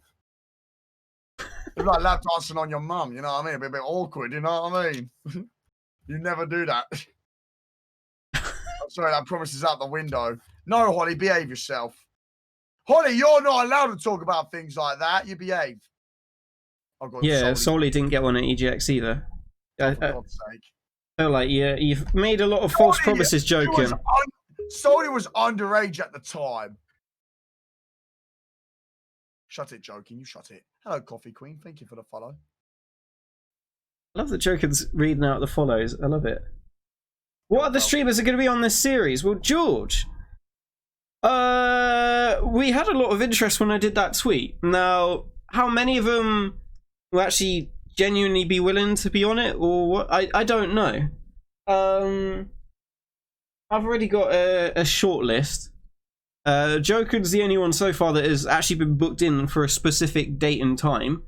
Part of the problem that I've got is time zones, because a lot of the people that replied are in the US, and time zones might be a problem. But Steph did say that she would potentially be interested in coming on one and chatting. Sassy kitten. Jay Mitch also said that he would potentially be interested as well. If we could work out time zones, that could work. But yeah, I'm gonna start like messaging people that showed an interest in booking times. Anth would be a good one to get on it. I don't know if he actually replied or not, but yeah, I've been speaking to Anth off stream quite a lot. We could probably arrange that. That would be quite good. What? I feel Anthony has like come into our stream. I feel like Anthony's really like. I used to never see Anthony when during Mixer. Now I see him all the time, and it's like so good to see him because he is a really good content creator, and it's made me want to watch him more. That's the beauty of networking. As soon as you start watching you see people in your stream, or you go into their stream, that will give someone the insight to want to watch you, because the amount of support you give them, and then you watch them back, and you never know, you might actually fall in love with the content. Like Anthony is such a nice guy. I just feel really bad for him because he's been streaming for like 5, 6, or maybe even 7 years now. He's had like the worst problems with trolls. Like he's literally got this guy who we think is Irish because of his name that he put on his TikTok profile by accident. Who's basically tried tracking down Anthony's address. He's tried. He makes all these fake accounts pretending to be Anthony. He was on TikTok with Anthony Day's name, commenting really racist, awful stuff on things and giving Anth a bad name. He's been on Twitch doing the same. He was doing it relentlessly on Mixer and Twitter, and apparently this has been going on for over 2 years, and this person has honestly got nothing better to do than to try and ruin Anth's career. And it's just awful that someone would go to that length. The more annoying thing is that Wilfred Zaha, who's a Crystal Palace football player, and he's obviously well known, he complains about this one person being racist to him, and all of a sudden the police were on him like that, and that guy's already arrested and all that stuff. Why can't the police do the same thing for Anthony and this guy? Like, why can't they just get him to stop and that? And it's because he's not popular as, like, obviously, like, the biggest world stars of, you know, it's sickening that, like, no one's it's awful that this person has literally, like, committed their life for the last couple of years to try and ruin his. To have that level of hate for someone is just crazy. Like, I've seen some of the stuff that this person has said and done, and it's just awful. And like, Anth was also getting like DDoS attacked, and they were just like trying everything possible to stop him from streaming. And I know some of his moderators are in the chat right now, and they'll know more details than me. But like, it's just insane that for someone so nice as well, that people could do that to him. That's the thing. Anthony is like the most down-to-earth guy I've ever met in my life. Like even Venus says, oh, I love going into Anthony's stream, and because like he goes, "Hello, Venus. Hello, Joken." Like he's so nice. Like is the way he talks now. He's like, "Hello, hello, everyone." No, I remember a year or so ago. I remember saying to Anth about how he should definitely go to gaming events and stuff, and it'd be really cool to meet him in person and stuff like that. And he was always kind of like, oh yeah, that would be cool, I'll think about it. But I could totally see now why he wouldn't want to. Like, if there's people like that out there that are that obsessive and just hell-bent on harassing you and ruining things, of course you wouldn't want to go to a public event and let people know you're there. I think this is a reason why he's starting to do a lot of walks with his dogs. I'm not too sure, because there's people like that that's really like down. Like the thing is, he's not. He's such a nice guy, and it winds me up. Like there's kids out there that are like absolute bloody nerds who think they're fucking better than everyone else and that, for they control it, and it's just. It's like with Steph with the GTA trolls. Like, she used to love playing GTA, and it got to the point with the trolls where she made the decision that it's almost too dangerous to play GTA. She was getting DDoSed, and they got an IP address and tried posting out a rough location. Not exact, because you can't do that with the IP.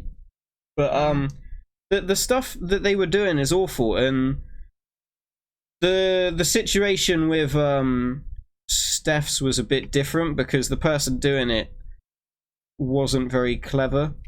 And we have all his details now anyway. So, funnily enough, he hasn't done it since we mentioned about going to the police. Yeah, the one with Anth, I did actually try and help Anth by seeing if I can find out more information about this person. And I've got a name, but can't get any more info than that. And the person that's doing it to Anth has been like so relentless and obsessive that they're smart enough to know how not to get caught doing it. I did speak to Anthony's mods about something as well that really helped him out.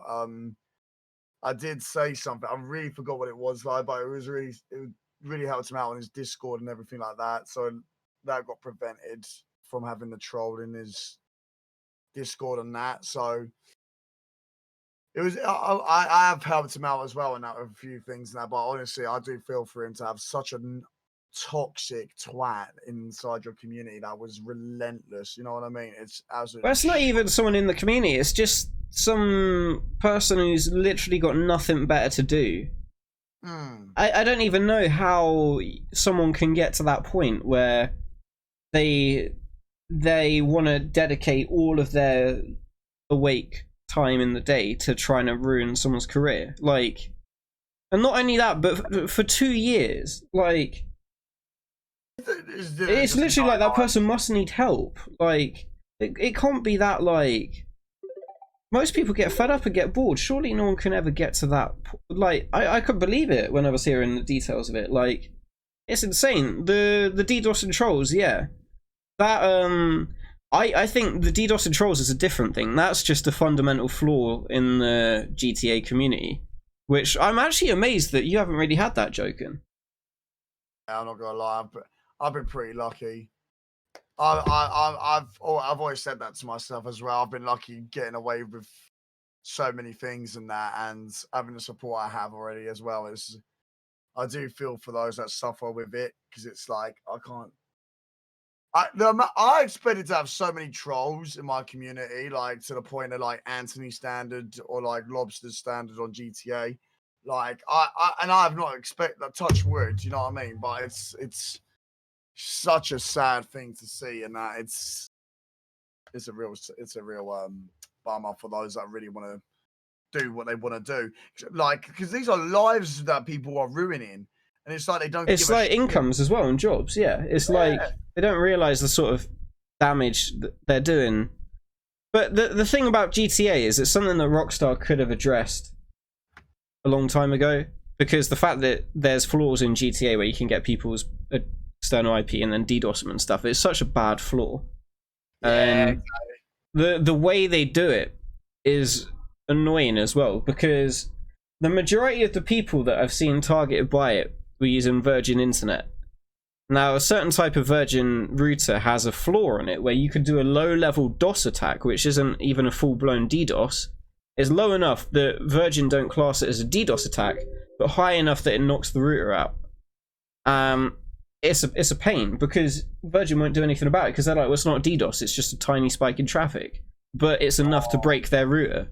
And with Virgin, for fiber, you have to have their router. You can't put in a third-party router. So it's such a rubbish situation. I know Anth had to spend God knows how many hundreds or thousands of pounds to stop that happening. And it's insane. The thing with internet providers and all that, they don't. They should be knowing what they should be list. This is what I hate about the world right now, is that they don't listen to gamers or anything like that. They think we're a nuisance. And that's the most annoying thing ever, even though we're the big suppliers for what we want. Yep. You know what I mean? We are the ones that are paying for the higher end internet to make us stream better with reliable internet. Like, we are the ones that are paying more of their wages than, let's say, someone that wants to just pay for a TV. You know? It's sad as well that what CB Tech just said is actually true. So he just said that when Anth called Virgin up for the first time, he said the guy on the phone didn't know what a DDoS attack was. Now, true story, I had pretty much exactly the same thing. So I was giving him all the technical details of the DDoS attack. I was like, here's the time. This is literally the amount of traffic I see spiking. It causes your router to max out and crash. I given him all the information, and do you know what he did? After loads of back and forth arguments, he scheduled a call with an engineer. I spoke to the engineer, and it's one of the engineers that goes to your house to install your internet. And he was like, yeah, what they've done is they've just pied you off because they don't know how to fix your problem. So they literally pied me off to an on-site engineer, like a guy who comes out to your home to install it, who can't do anything about DDoS stuff.